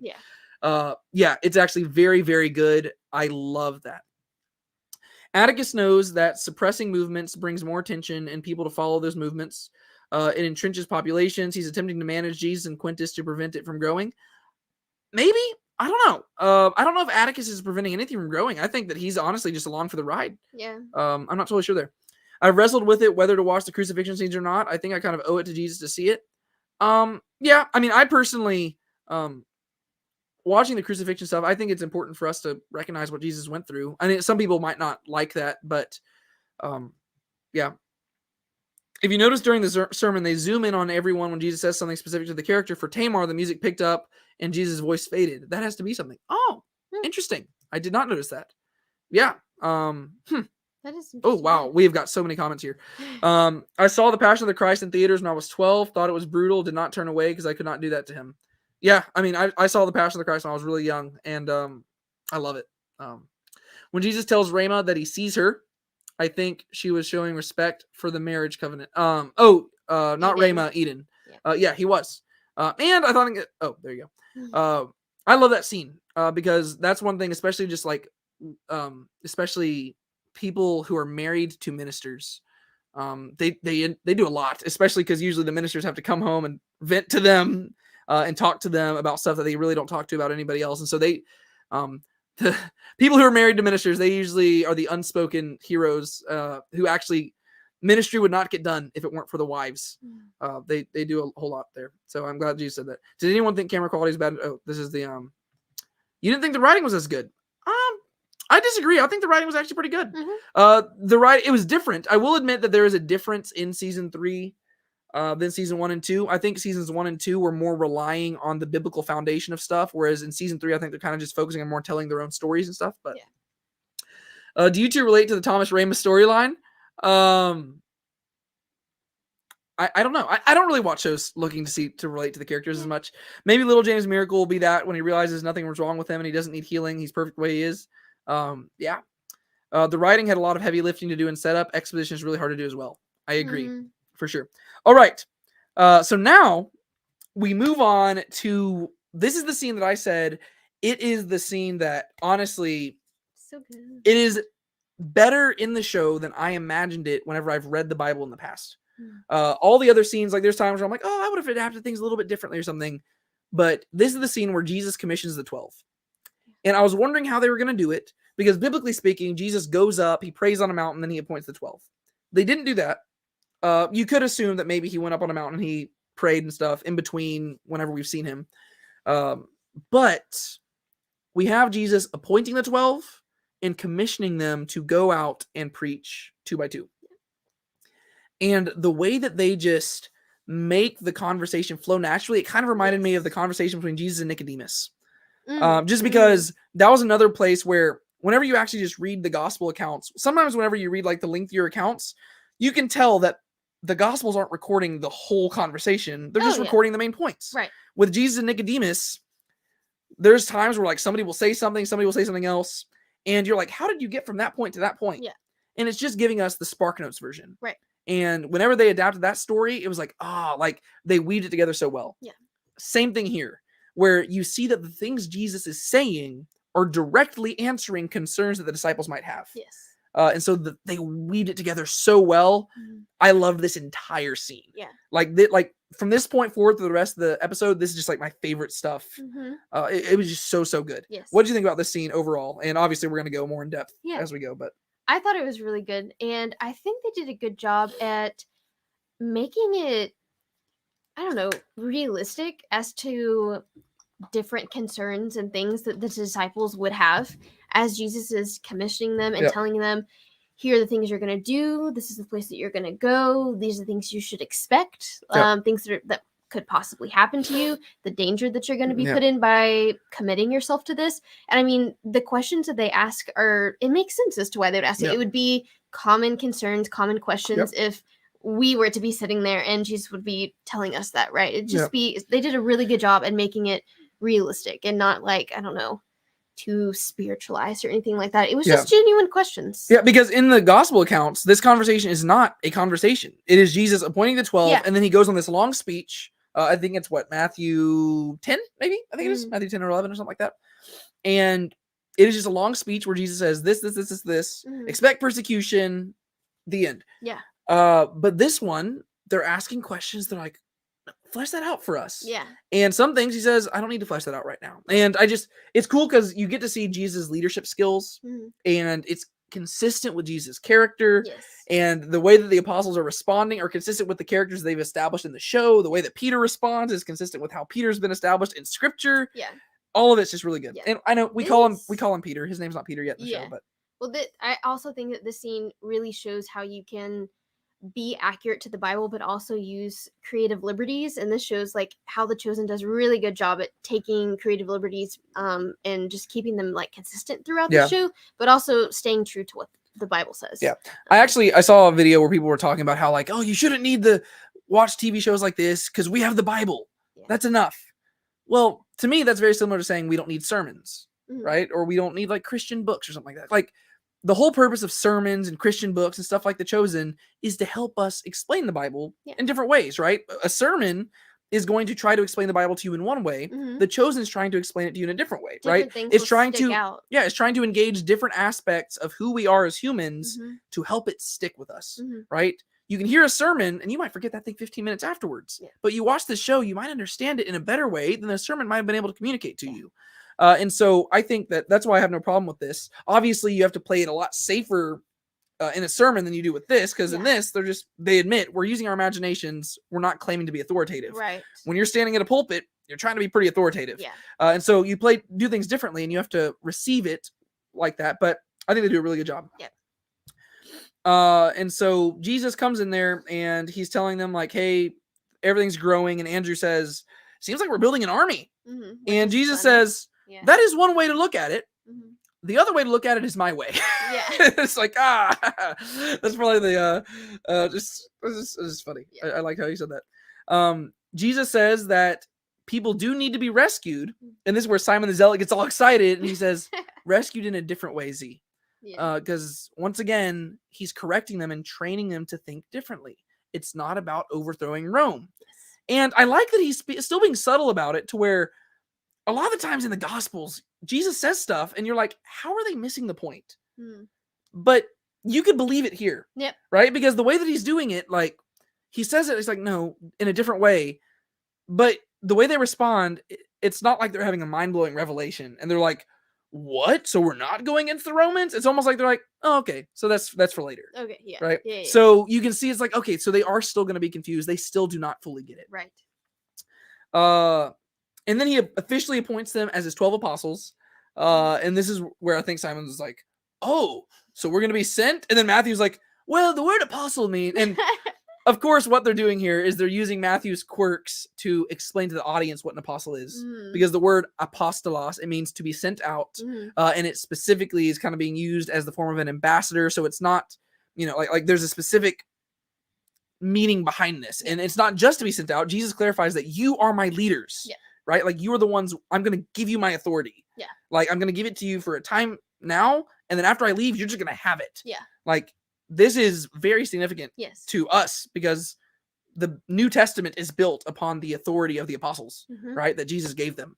And so a very significant moment right here where he's like, y'all are my 12. Matthew begins to explain what apostle is. Jesus affirms that he's going to send them out 2 by 2. This is setting this all up. He says that he's going to be heading back to Nazareth, which is what we're going to see in episode 3. And that's not going to go very well.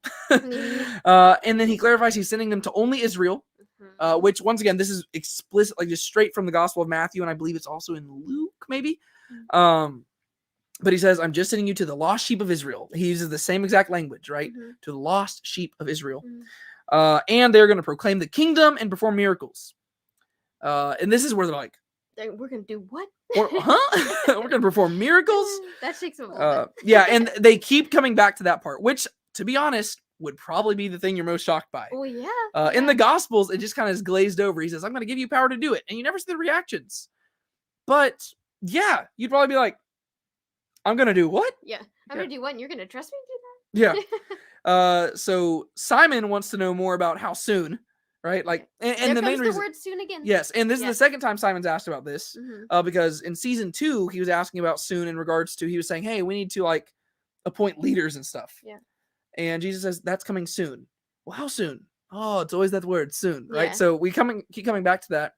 But right now Simon's got something else on his mind, and it's because he literally just told Eden, we're gonna start a family, because he thought he was gonna be here longer. And Eden's in there listening. Yes. She hears all this going on because she's hosting. So yeah, and this is the first time we've really seen Eden kind of shaken up. Yeah. At anybody other than Simon. Yeah. Yep. And so he wants to know how soon. But Jesus grants them his authority. And I love this. Nathanael's like, wait, did I miss a ceremony? Yeah. And Jesus says, Jesus says, well, this is the ceremony. And Nathanael says, well, I don't feel any different. And this is the line we get from the trailer where he says, I don't need you to feel anything to accomplish things through you. Which, great line. Whenever I do my episode breakdown at some point, well, and I'm going to do multiple videos. I'm not going to do like the super in-depth long video breakdowns like I used to do, because I want to go more in-depth, and I'll probably just take different chunks at a time. Yeah. But I'll spend a lot of time talking about that because I really like that line. Yeah. John makes a very good point. He says, we're barely students. Like, we don't know that much. Yeah. Like, are we equipped to do this? Right. And Jesus makes also a fairly good point. He says, if I needed experts, I wouldn't have picked y'all. Which is like, it's touche. Yeah, that's fair. Good point. But I think John does bring up a good point, because John, he also had a lot of character development, right? Episode 1 of last season, he was like just lashing out like at the Samaritans, like thinking that he knew everything about Jesus. But he's learned since then, and he's more fascinated by the teachings, and he's like, we don't know much. Like, are we ready for this? And so I just think it's interesting. Judas says, I've only heard one sermon. And Nathanael says, oh, don't worry, you heard the best one. And I love Jesus' reaction there. It's like, he said, excuse me? Yeah, what? Excuse him, what? He also clarifies why he's giving them power to perform miracles, right? It's not just for any random reason. He's specifically giving them the authority to perform miracles because those miracles will authenticate his ministry and prove his ministry to be true. Yeah. Right? If he is not the only one, like, you know, you can look at him doing this stuff and it's like, oh, he's just a special guy. Yeah. But if he literally can give people the power to do that, it's like, okay, that's different. Who is this man? Yeah. That not only can he do this stuff, but he can give other people the authority to do it. Right. Andrew, it's fitting that he asked this question, but he says, what if it goes badly like with John? Because obviously there's people out there who are opposed to them. Yeah. And I think it was James or somebody who said, like, it might not go very smoothly. And Andrew says, what if it goes badly like with John? Yeah. And Jesus responds, don't fear those who kill the body, but the one who can kill the body and the soul and send it to hell. And that's probably not the most encouraging response. And so John responds and says, so you're saying that we could die? And Jesus affirms that persecution will come. And he starts listing out a lot of it. But what he does here is he says, but this time will not end in persecution. And I think that's very crucial, because what the writers of the show, they're doing something here that's not stated in Scripture. But in Scripture, we have Jesus talking about this persecution, and people will debate about this. Like in Matthew, I think it's chapter 10 and 11, or somewhere in there. But in that scene, like Jesus says, like, persecution is going to come, and he starts listing out all this stuff, and like, you're going to lose your life. And it's kind of weird, because you're like, well, they're not going to lose their lives now, because they're going to come back. But it seems like what Jesus is saying is like, he's not just giving them the authority to do this stuff at this 2x2 moment. Yeah. He's establishing this authority for them going forward. Yeah. And so I think that it's cool that the writers were doing that. They're saying, hey, the things that he's telling them now do not just apply for this 2x2 thing. This is literally what's going to be true of the apostles going forward into the book of Acts and all that stuff. And so I thought that was a good clarification there. Okay, real quick before we move on, let's see if we can go through some of these comments, because we've got a lot of them. Okay. Okay. Little James and Jesus conversation had me bawling. Yeah, we're gonna get to that in a second. I am so excited to talk about that. David, what is the name of episode 3? I don't know. I do not know the names of all this stuff.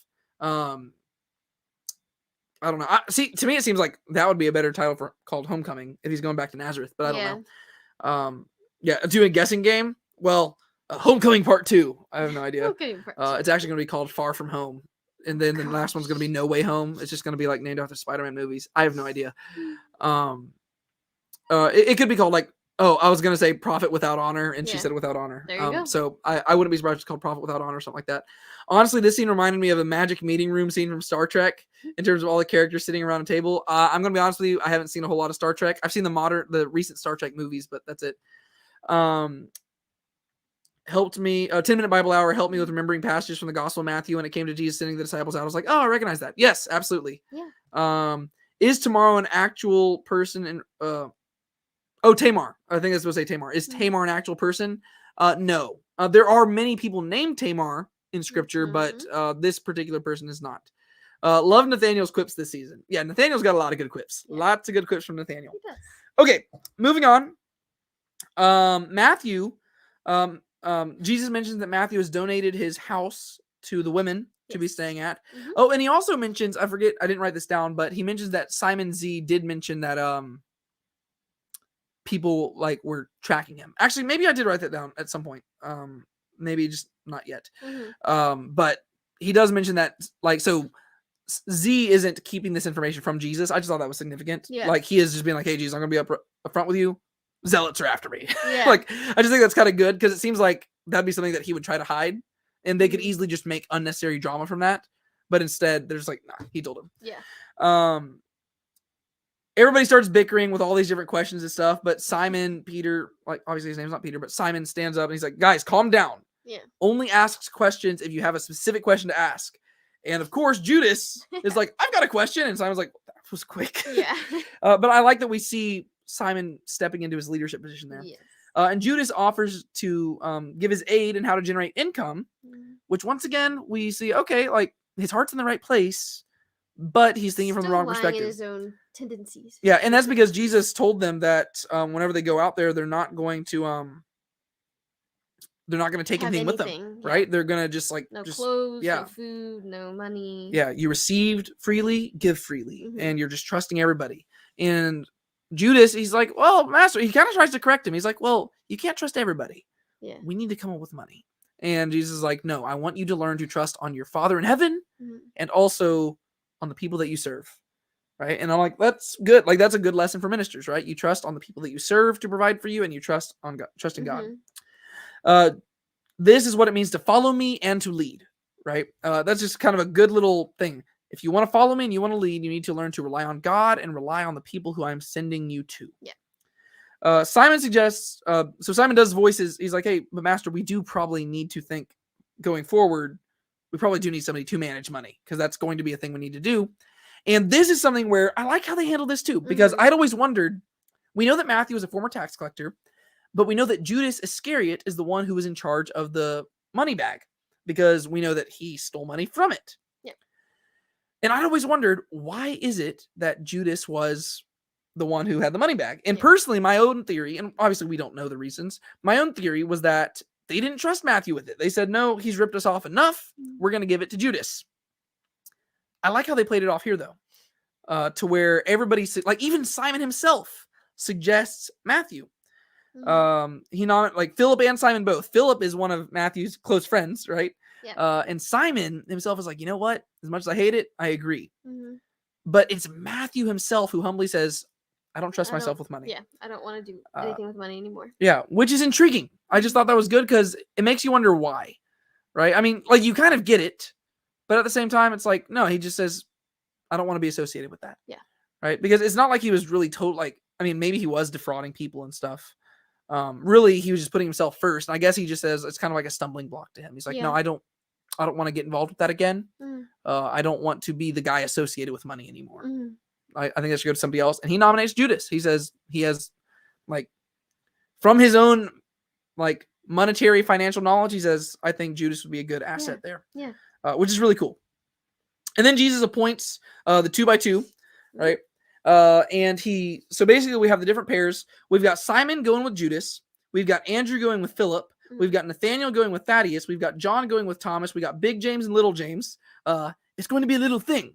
Humor can get people. Yeah. And then we've got Matthew and Z going to Jericho. And I actually wrote down who's going with.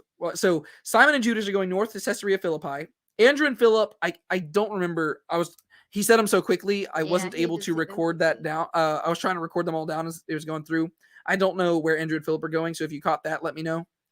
Nathanael and Thaddeus are going east to Perea.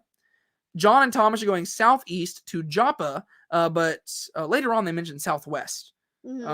Because technically, or maybe they just said it, or maybe I just wrote it down wrong here, but technically Joppa is southwest. And so they're going to be going down there. Big James, Little James are going west to Sharon, and Matthew and Z are going south to Jericho. And so in the show, they're pairing them up like that.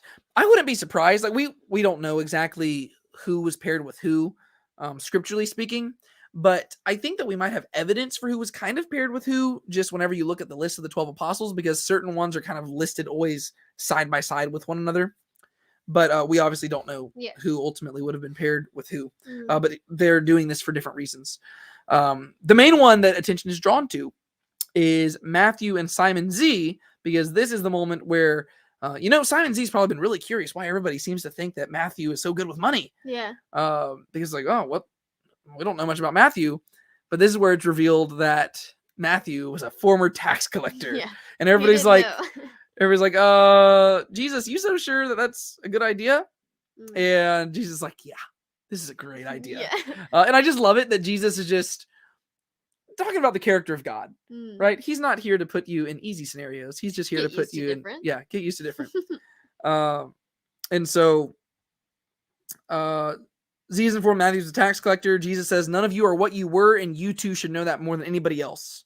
Right. Yeah. So that's just a good tagline that we should remember. You will do and say great things because of your pasts. Right. He says it's where I took you from. That's going to motivate you to say good things. All right, man, we still have so much more. We're already almost 2 hours in. Yikes. Okay. We're going to try to go through this back half of this stuff a little bit quicker because I'm getting tired talking and I'm also just kind of sleepy. All right.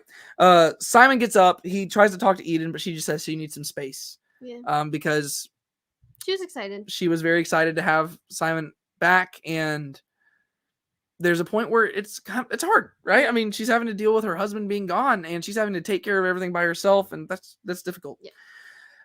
Thomas goes up to Jesus, and he talks about getting a blessing for marriage, and Jesus explains why he sent him southwest. He says, "Hey, I actually had 2 missions for you. Yeah. Complete the mission you have with John, and then go complete the second mission I have for you." It's like, yeah. And he says, last time I heard it, Kaphni was not a believer. So make sure you put in a good word for me as well. Yeah. Which is kind of cool, right? Because he's saying you might even have a chance to perform both missions just with Kaphni. Yeah. Which would be kind of cool. And then Thomas goes outside and he immediately meets with Ramah. He's like, Ramah, what are you doing here? And this is where they admit their feelings to one another, and they finally just put it out in the open. And she makes it clear that she wants to be involved in this. Yeah. Which I was kind of curious about this. Like, I was trying to figure out what Jesus would want here, almost, Yeah. Yeah. Because we saw what she wanted to do and how she wanted to play things, but I would be like, okay, but Jesus is still your rabbi. Like maybe talk to him about it. Yeah. Because first off, is she gonna be traveling down there like by herself all alone?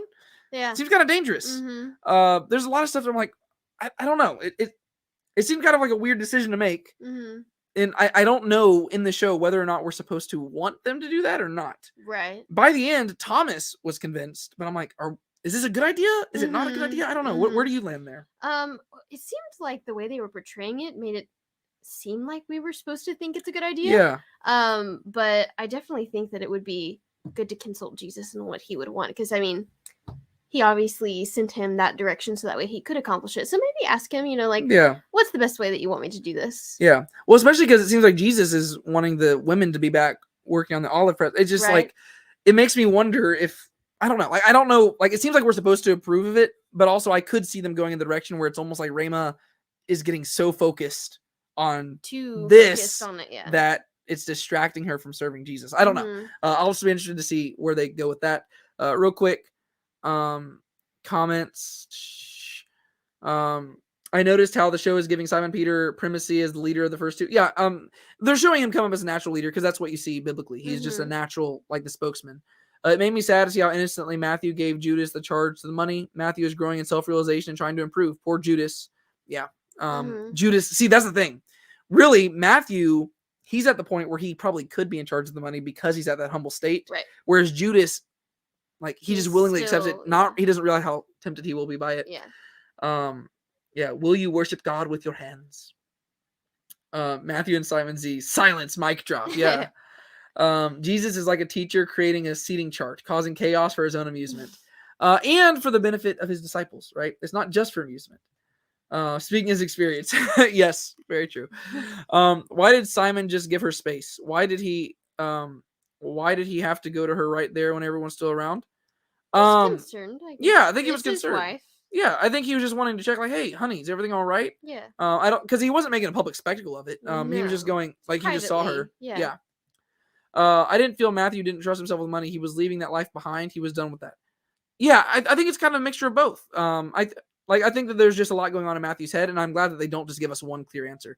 I think it was just a reason to explain Ramah's absence from the show because of her filming. Oh, that would make sense. So I guess the actress went and she was filming NCIS Hawaii. Gotcha. And so that would make a lot more sense.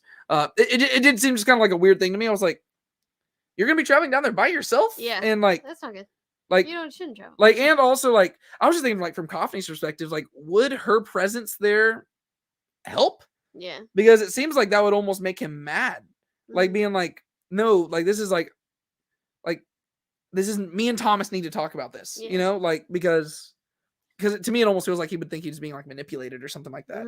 I don't know. It's interesting. But, hey, David, I have a question. If Jesus was still alive and transported to our modern 21st century, what would he think of our technology and human accomplishments in the last 100 years?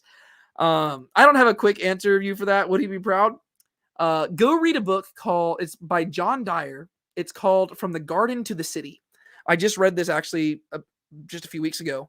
And it's all about the development of technology, and very fascinating. And it's from a scriptural perspective, the development of technology from Genesis to Revelation, and just different positives and negatives, stuff like that. Very fascinating book. Go check that out. And that will give you a much better answer than I can in this stream, because we're trying to get through this episode.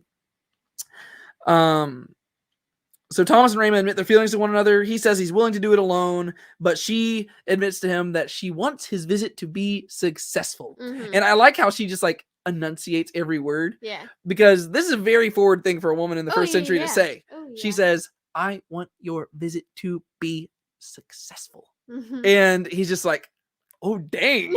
He's like, shoot. She wants to marry me. Yeah. Like, this is a really cool moment, but very forward for a woman back then. If Ramah's dad sees her, his heart will melt. He wants what's best for her.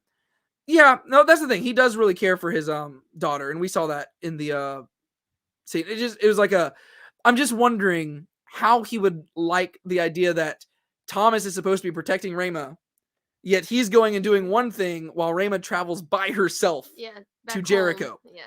That's the one thing where I'd be like, like, it seems like if Thomas wants to be given her hand in marriage, maybe leave her in a place where she's safe and secure. Yeah. Because I don't think allowing her to travel to Jericho by herself is probably the smartest move. But it makes a lot of sense if they're just doing that to write her out of the show so she could go film another show for a little bit. That makes some sense. Okay, we move on, and now we get my favorite scene of these two episodes. Yeah. Hands down, favorite scene of these two episodes. Really good. The scene between Jesus and little James. This was laid in the groundwork in season 2, episode 3. Yeah. Whenever Jesus is, and whenever little James is talking to Thomas, and Thomas says, "What is your malady?" Which I just thought was a very funny line. And little James mentions how he's got this limp and stuff like that, and how he's kind of embarrassed or afraid to ask Jesus for help. Yeah. But now we saw like the look in little James's eyes whenever Jesus said they were going to heal people and perform miracles, and little James is thinking, he's like, me? Yeah. Out And of so anyone. Yeah. now we have this moment, and little James walks up to Jesus, and he says, like, Rabbi, forgive me. Sometimes I have a tough time making myself speak. Mhm. And Jesus says, being slow to speak, that's an admirable trait. And Mhm. so Jesus, like, you know that Jesus already knows exactly what little James is going to ask. Yeah. And the moment little James walks around the corner, you just see it in like Jonathan Roomy's eyes where it's like, this is going to be a hard conversation. Mhm. But it is such a good conversation. It I is. love this. James voices the fact that he's very confused because he's been told that he will heal people, but he himself has not been healed. Mhm. And Jesus asks him the same question that he asked Simon the Zealot's brother back in season 2, episode 5. He Mhm. says, do you want to be healed? Mhm. And little James responds, well, if it's possible, I'd love, and Jesus says, you've seen enough to know that it's possible. Mhm. Because like, he's kind of correcting him. He's like, hey, don't beat around the bush. Mhm. Like, the fact that you're here means that you know it's possible. Yeah. Do you want to be healed? Mhm. And little James kind of just like breaks down, and he's like, why haven't you? Mhm. Like, if it's possible, then why have you not healed me? Yeah. And amazing response by Jesus. He says, because I trust you. It's like, whoa. Yeah. And this is just a powerful one where you're like, interesting. And once again, you have to realize that Jordan Ross, the actor who plays little James, this is his like actual story, because like, he is not just playing a person with this limp. He actually has this in real life. Like, and I don't know if you go back and watch my vlog, there's one part where you don't see the context of it in the vlog because I didn't want to spoil anything. But there's a moment after the 2 episodes premiered where everybody like applauded and everything. And then you have a moment where Jordan Ross, the guy who plays little James, he goes and gives Jonathan Roumie a big ol' hug. And they're just hugging for a little bit. And then he goes and hugs Dallas Jenkins. And the reason why is because at the premiere, they thanked Jordan Ross for being so vulnerable. Mhm. Because that scene was literally, like, this whole scene is him acting out basically his own Life wrestling story. through this Yeah. concept, because he's like, I know God can heal. Why is God allowing me to go through this? And he has a podcast called What's Your Limp, where he talks to people about just different things that God's allowed them to go through in life. And Mhm. I just think it's really, really cool. Yeah. And so he's asking him, he's like, why haven't you healed me? And Jesus says, it's because I trust you. Mhm. And now you're like, hold up. You've got to explain that to me. Yeah. What do you mean? Like, what does you trusting me have to do with you allowing me to have a limp? Mhm. And Jesus explains it. And they could have gone wrong in so many ways here, because a lot of people were wondering that, Mhm. right? They even wondered that with like Shula and Barnaby, because Barnaby is, he's got a limp as well, and Shula is blind. Mhm. And people have this natural assumption that Jesus just healed everybody, but we know biblically that's actually not how it happened. There are some places where he refused to heal people because of their unbelief. In the Gospel of Mark, it says he couldn't heal people because of their unbelief.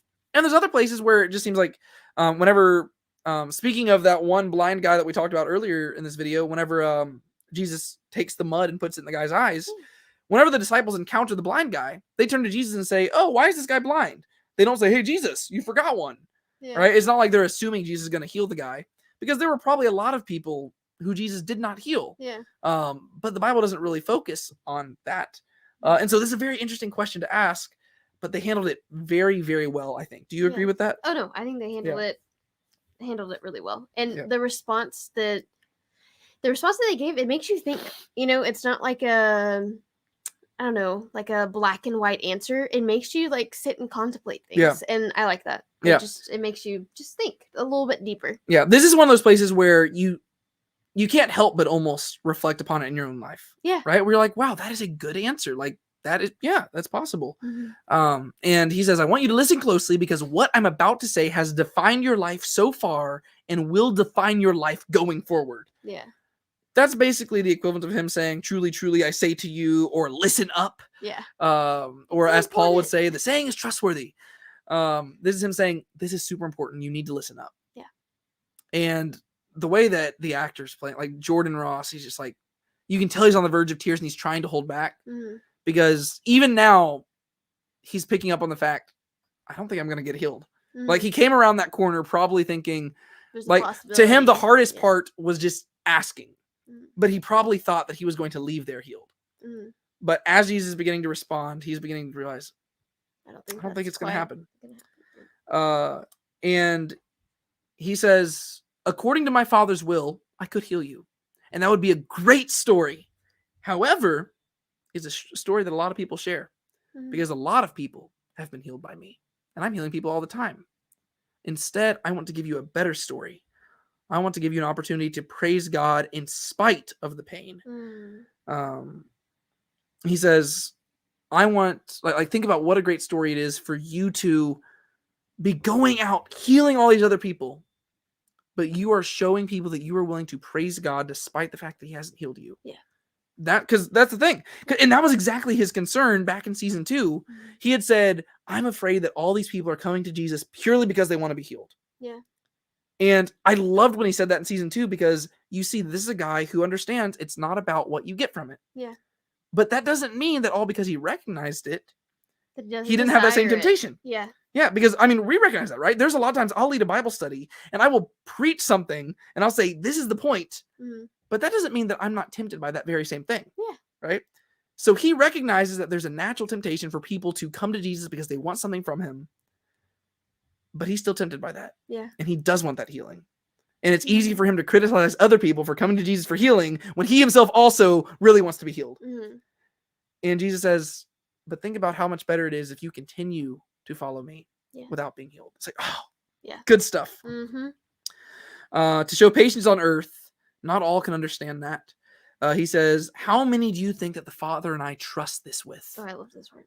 It's like such a privilege. Like, this is just, we also just get to see the expert writing of how they're portraying Jesus here, because what he's saying is a very harsh thing, but he's saying it like a person who really cares. Yeah. Right? I mean, he's portraying this in like there's one way you could say this that is just like the most negative thing that could just leave him leaving like, man, this sucks. Yeah. But instead, he frames it in such a positive way to where little James is going to leave being like, wow, that's a privilege. Yeah.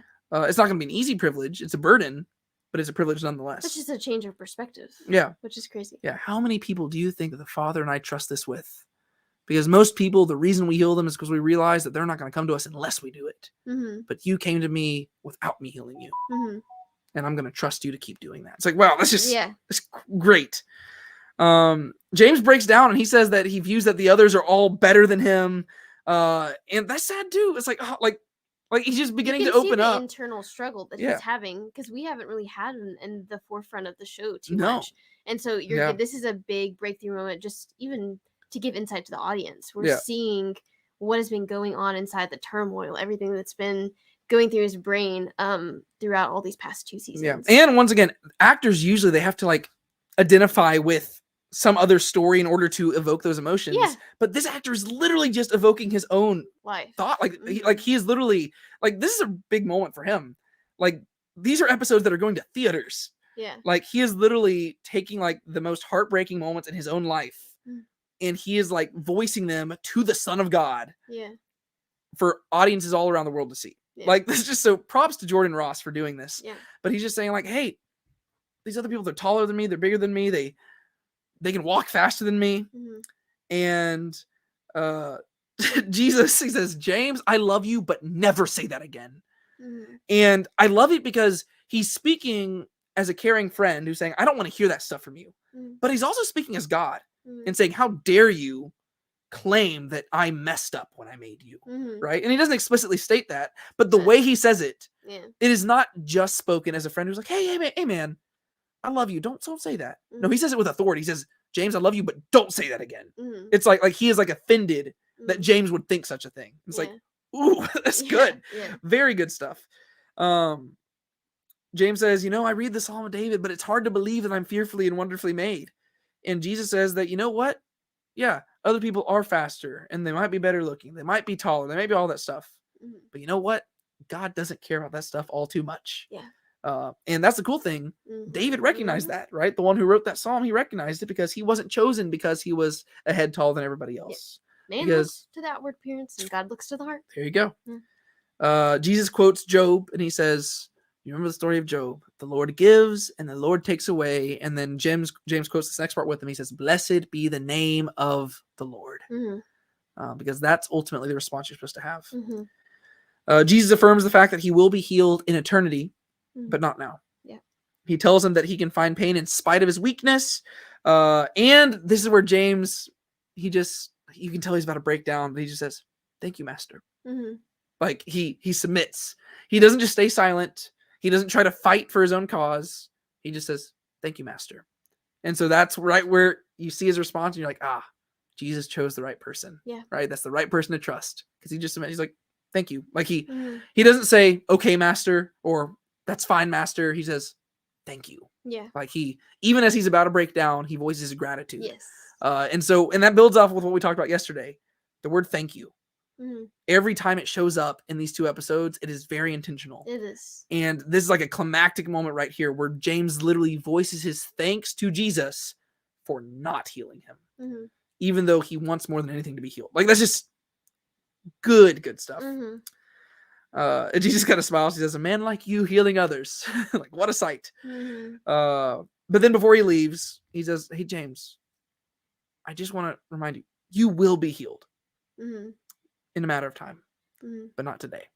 But like he doesn't want to leave it just like on the sad note. He says, "You will be healed. Yeah. Just not now." And you can tell that for Jesus, it was a hard conversation to have, but just really, really great stuff. Do you have anything else you want to add to that little section right there? I don't think so. I really love that scene though. That was probably my favorite scene out of both of the episodes that we've seen so far. 100% my favorite scene. It's just so good. And the more you listen to and the more you think about it, the deeper it gets. And it's just very reflective scene. But. Honestly, if I could somehow do it, I don't know how I would accomplish this. I would love to somehow contact Jordan Ross, that actor, and like I would love to do an interview with him. Yeah.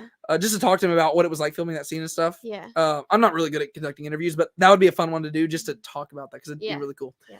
I would not be surprised if Ramah would go with Zebedee and try to see her father. That'd be good. Yeah, I think the main thing is like it'd be good if they had somebody traveling with Ramah, just because it'd be kind of weird. Foreshadowing with 2 traitors. He's probably talking about Judas and Matthew in the money situation. Oh, okay. Yeah. Okay. It's interesting that Simon and Judas both portrayed Jesus one way or another. I truly think Barnaby is Barnabas. I hope Barnaby is Barnabas. That'd be kind of cool. My mom has rheumatoid arthritis. Is that what RA is? Maybe. Right? Has had it for almost 40 years. Just retired from a 40-year career as a social worker. I think she's internalized this conversation little James Jesus had. Oh. Yeah. That's the thing. This is a conversation that a lot of people have had. And one thing we need to be careful with is we don't want to say that this is the response that Jesus would have to everybody, but it is a possible response, and it's a very positive way of looking at it. I got a nice question, but if Jesus had the ability to heal blind people, why didn't he heal Shula, the wife of Barnaby? I don't think they're not married, are they? I think they're just friends, right? I think so. I don't know if Shula, sure. But why didn't he heal them? I don't think we need to expect Jesus to heal everybody. I think that's the whole point. Usually his miracles have a purpose, and Shula and Barnaby, they're already following him. Yeah. Right? Yeah. A lot of the times the reason he'd heal people is to authenticate his ministry, to help pave the way. We've talked about being healed in heaven. I wonder what she'll think when she sees this scene. Yeah. There's a teaser in season 3 trailer that Jesus will heal Shula and Barnaby. Yeah, I think that he might, possibly, just because whenever he responds to the disciples of John the Baptist in the trailer, he says the lame are healed and the blind see. And it cuts to while it's that's the narration over the top, and it cuts to Barnaby whenever he says the lame are healed, and it cuts to Shula when he says the blind see. And so I wouldn't be surprised if they do have them be healed, but I'm not sure. It doesn't really change things either way to me. I saw a small clip about Jesus talking to little James about healing, but some refused to heal him. Why? Oh, that's the scene. So Paul's thorn. Yeah, we don't know what Paul's thorn in the flesh was. So that the Lord may be glorified, that James has faith and praised him despite his pain and suffering. The speaking in this video explained it nicely. Oh, speaker. There you go. Thank you. So powerful, this scene when little James sees his disability from the Lord's perspective after Jesus helped him see the situation not from human eyes. Yeah, little James responds in an amazing way. Yeah. Shula never asked to be healed. I agree. Yeah, Shula doesn't really seem concerned with being healed.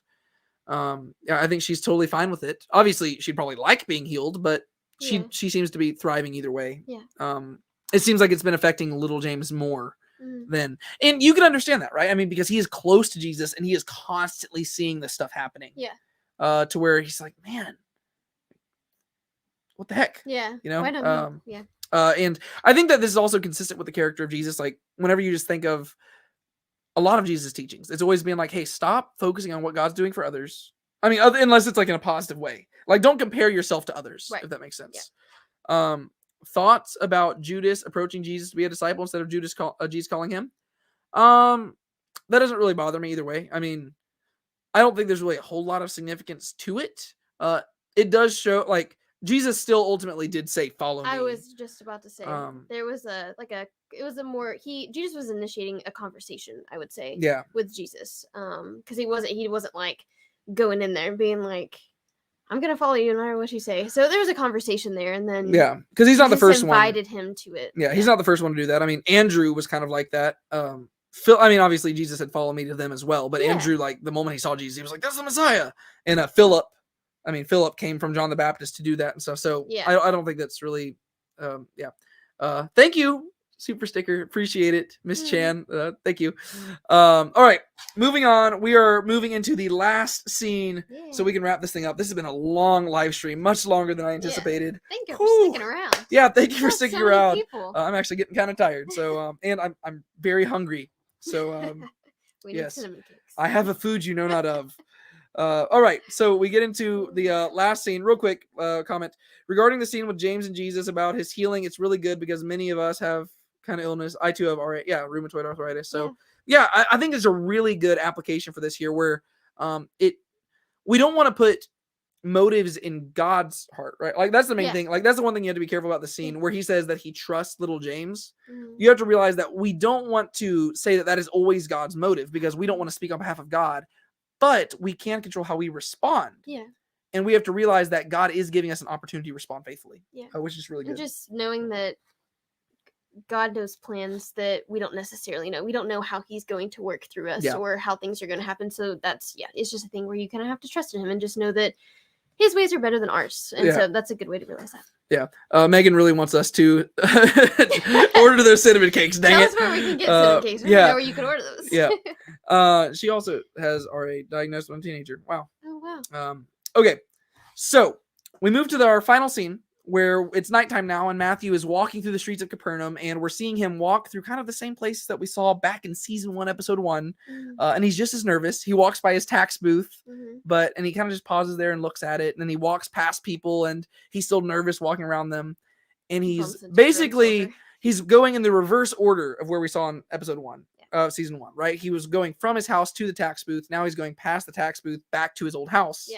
He's got the key in his hand, and he goes there. And he encounters Gaius, who is on patrol. And it makes me wonder if Gaius was actually on patrol, because he's like, "Oh, I'm on patrol here." But then, like, by the end, he just leaves. And I'm like, why are you on patrol in like a deserted alleyway where like, no one's at? Like, it seems like he might have been hoping to see Matthew there. I don't know. I don't read too much into that, but it seems like maybe he was. And he was like, "I was on patrol." And I just love, like, Matthew's reaction here. It is the most normal we've seen Matthew. He just, like, he laughs for a second. He's like, "Gaius." And he just like, it's like he saw a friend he hasn't seen in a long time, which is funny because the last time they've interacted was a pretty tense moment. It was whenever Matthew handed him the key and Gaius was saying, "Don't do this. You're throwing everything away." And he says, "I know." And then he leaves. Well, actually, the last time they interacted was the next day, or that evening at the, whenever the dinner? At the dinner. Yeah, I forgot they interacted there as well. But they haven't interacted since then, as far as I can remember. And like, it's just so cool. It's like a sweet moment where Matthew just kind of looks down and he's like, "Gaius." It's like, "Man, what's up, friend? How you doing? It's good to see you." It's like long lost brothers who see each other again. And Gaius feels the same way. And Matthew mentions that the house is going to be used for ministry, because he says, "I can't live in this house anymore, but it's going to be used for the ministry." And he says, "Oh, your friends staying here?" And he says, "Yeah, I guess they are my friends." And this is where Gaius says, "Well, if they're friends of yours, I'll make sure that." And then he realizes he's being way too friendly. Too nice. And he says that we patrol the area to make sure that we are preserving the peace. It's just so sweet. Like, because once again, Gaius just being introspective. He's just like, it's just bubbling out of him. And he's like, "Nope. Like, gotta go back to my normal stoic. I'll say that he's very good at self-control." Right. And they talk back and forth a little bit, and then the disciples start arriving, kind of intimidating a little bit. You got all these like, because they're coming on from both sides too. It's like they're like surrounded. They all show up at the exact same time. And Matthew mentions that they're going to be traveling, and it's like, oh, and you can see in Gaius' face, he's like, I don't like that idea. Mhm. Matthew traveling alone. Yeah. And he says, trust your wits, Matthew. Mhm. And then he walks off. And it's like, oh, it's just I just want more Matthew and Gaius. Like, they're just Yeah. so great together. a It's just sweet so fun. relationship. And then Matthew turns to the disciples. He's like, well, welcome to my home I no longer live in. And you're like, oh, there's the Matthew we know and love. He's back to his normal awkward self. And he's going to unlock the door, but Simon stops him and he actually has him hand him the key. Yeah. Once again, Matthew, Simon just taking the lead here. Yeah. And I really like what Simon does here. We get to see him just being a good leader, despite the fact that him and his wife are going through some stuff right now and just so much going on here. Despite all that, he's keeping the group in mind, and he wants to make, like, because normally, like, if this was Simon back in season 1, he would have just been so consumed by his own problems that he wouldn't be thinking about anybody else. Yes. But instead, he's stepping up to the plate, and he's functioning as a leader. Mm-hmm. And so he gathers the people together, and he mentions how his wife is scared and how he's like, and how he himself is scared. He says, of course I'm scared. Yeah. Simon Z is the only one who says he's not scared. And Simon Peter, he turns to Philip and he says, hey, Philip, you're the only one who has expertise in this. Mm-hmm. What do you think? And once again, we know that Simon was kind of jealous of Philip in the last season. Mm-hmm. But now here he is humbly asking Philip for like advice. And it's like, just, you see so much character development just from season 1 to season 3. It's really cool. Yeah. And Philip, he says, it's scary whenever you're taking on powerful people, but in the end, it's worth it. Mm-hmm. And he's like, he says, I've never done anything like this, but I know that it's going to be worth it. Yeah. And it's really cool. Simon ensures that Z will be good with Matthew. So he says, okay, everybody gather with your partners, and he pulls Simon Z aside. And it seems like you don't know if he's really defending Matthew or if he's just trying to make sure that Jesus' will is done. It's probably a mixture of both. Yeah. But he says, hey, can I trust you with Matthew? But he also admits humbly, he says, hey, I don't think I could do this, but Jesus recognizes that you're a better man than I am. Mm-hmm. And so, Simon's getting really good at... Wait, what's that? I said it was a cool moment. It was a cool moment. Where, he's humbly admitting this, to where Simon, in season 2, he seemed threatened by a lot of the newcomers. Yes. Right? Philip showed up on the scene. He was kind of threatened. The new Simon showed up on the scene. He was kind of threatened. But now he's complimenting these people, and he's trying to... he's admitting his own failures, and he just seems like he's learned a lot. Well, it seems that before, he was almost having to defend his spot as a disciple, or almost defend himself or his ability to be a leader. But now he recognizes that he is put in this leadership position, and that he has a lot to uphold whenever he has these other disciples there. Well, it's kind of interesting. Looking at him. They haven't explicitly stated this, but before, he was defending his position as leader by lording it over them. Oh, right? Whereas now, the way he's establishing himself as a leader is by serving them. Yeah. Which is Jesus. Well, it's exactly what Jesus does. That's what Jesus says. He says the Gentiles lord. He hasn't said this so far in The Chosen. Yeah. But that's what he's ultimately going to say to the apostles. He's going to say, hey, the Gentiles lord it over one another, but the greatest amongst you shall be the servant of all. Mm-hmm. And that's what Simon's learning. Mm-hmm. In the last season, he was like, no, he needed to assert himself as the leader. Yeah. And he was trying to make it clear, and he's talking to Jesus, we need leadership. Yeah. Here, he's not doing that. Instead, everybody is respecting him as the accepted leader. Yeah. But it's because he's serving them, right? He talks to Andrew in the first episode. He says, hey, thank you. Mm-hmm. And he's talking to them one-on-one, and he's appreciating them. He's nominating Matthew to be in charge of money, and he's allowing, he's telling people to ask questions, and he's interacting with Judas and doing all this different stuff. He's serving them. Yeah. And it's just really good. I like that's not explicitly stated, but that really is the theme going on there. Mm-hmm. And then after Simon Z, man, I just closed up my notes. After Simon Z agrees that he'll be fine with Matthew, and he doesn't say anything. They just kind of have this little bro hug thing where they grab each other's necks. Yeah. It's really kind of cool. Then they gather in a circle with their partners. Really cool moment where they're all gathered in a circle. Yeah. And he says he was trying to comfort Eden, and the words of David whenever he was fleeing from Absalom came to his mind, and he said we should recite this together. Yeah. It says, how many are my foes, O Lord? Mm-hmm. And it's Psalm 3. Mm-hmm. And it's just talking about David going to bed at nighttime weeping because he doesn't know when deliverance will come. Yeah. And it's a really cool moment where they're all, linked arms. And he even says, everybody linked arms. He says, Matthew, I know you don't like it, but you get in there too. And so it's Simon Z even kind of bumps him a little bit. They pull him in little aggressive. And they all, the 12 apostles stand there, and they start reciting Psalm 3. And then at the very end, Simon Peter looks up to the heavens. Yeah. And then it cuts to black. It gives this cool overshot. Oh, it's a really good shot. Once again, is. cinematography. Then it cuts to black and says the chosen, and you hear the music, like the whatever it does at the end. Yeah. It doesn't the trouble thing. It's like dun, dun, dun, dun, dun, dun, whatever. Right? I can't do it. Like that. Okay. And there, after 2.5 hours, oh, that was such a long stream. After 2.5 hours, we have made it to the end of the episode. And I'm gonna be honest with you, we're gonna wrap this up pretty quickly because I am getting very tired. But I want to go through these comments real quick. You had RA for 45 years, so I relate to you. Man, wow. A lot of people with that. I'm sorry. I think Gaius was waiting for him. I think Gaius was waiting for him as well. I think that Gaius just is unwilling. He's not in touch with his emotions quite yet. I'm grateful for all the treatments and medicines they have now. Oh, for RA. Gaius and Matthew reunion was heartwarming. Yeah, I just love the little look on Matthew's face whenever like Paris looks down and like smiles back up. It's like, oh, this is adorable. Who is your favorite character? I don't know. I'm not really good at picking favorite characters on stuff because I don't really look at shows with that. Maybe at some point I'll do like a ranking video or something just to, I don't know, because people seem to like that. Oh, there you go. All the favorite characters right there. Gaius loves Matthew like his son. I feel like it's more like brothers kind of. I think he does have like almost like an older brother bond with Matthew.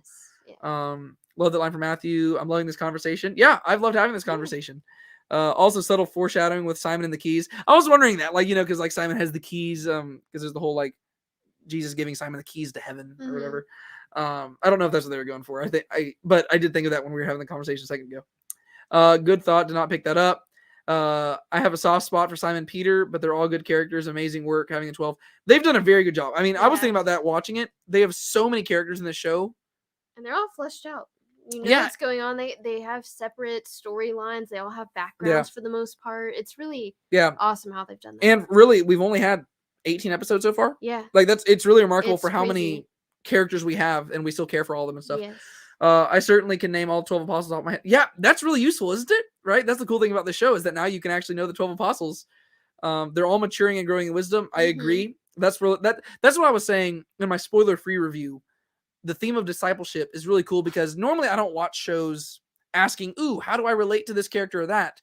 But at this point, we've gotten, like, we know enough about the characters to where we do just identify them kind of like we identify with anybody else. Like, if you sit down and talk with anybody for a given amount of time, you'll start finding places where you do relate to them because as humans, we naturally seek that bond.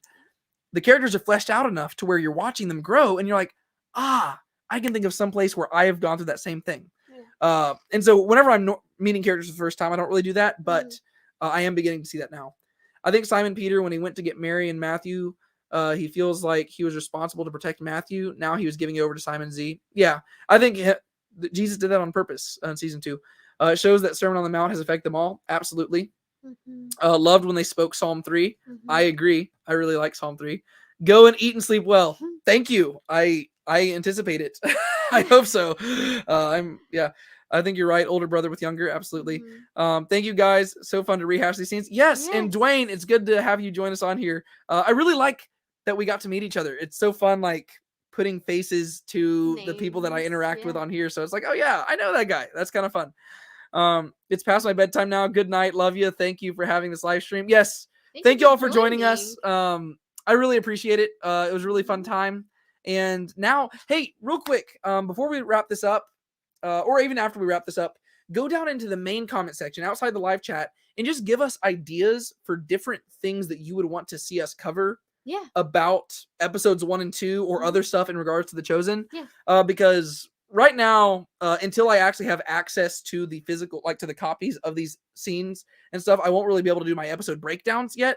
And so if you have any ideas for future videos that you want to see in regards to The Chosen, go into the actual comments and just let me know, and I will brainstorm those. I graduate from seminary in less than a month. You do. And I still have a job and stuff, but I'll have a little more free time to where I can start doing stuff like that. And I plan on making a lot of Chosen content. So just give me ideas, and I would love to try to come up with stuff like that. Other than that, Brienne, do you have anything else that you want to kind of just address before we wrap this up? I don't think so. I think we covered it all. Cool. Yeah. Well, sweet. Thank you. Have a good night. Thank you for the 2 streams. Thank you all for joining us. It really does mean a lot. missed the first hour or so, so I'll be giving my thoughts for sure. Yeah. Yeah. If you missed any of this, go back and just comment below, put timestamps so we know what you're talking about. Yeah. And we would love to be interacting with y'all more in the comments after this. You don't only have to interact during this actual live stream. You can do it after the fact because it'll be posted. It'll be up there. Yeah. So be sure and go do that. Other than that, thank you for joining us. This was a long stream, long one. but it was a very good episode. So we had a lot to talk about. Yeah. Be sure to like the video, subscribe to the channel, turn on the notification bell, share this with your family, your friends, strangers, random people on the side of the road. Do all that stuff. And if you want to check out any other Chosen related content, I have got over 100 videos in regards to the Chosen. Yeah. We've got other Bible study teaching stuff on this channel. Just go check it all out. And if you have any ideas of stuff that you'd like to see, once again, go into the main comment section and let us know. Barbara commented, "Hey Barbara, it's good to see you again." Yeah, y'all be sure to keep a smile on your face. Don't let anybody steal your joy, and have an absolutely fantastic night. Yes. My name's David. And my name's Brienne. And this is Now Let's Be Honest. See y'all later. Bye.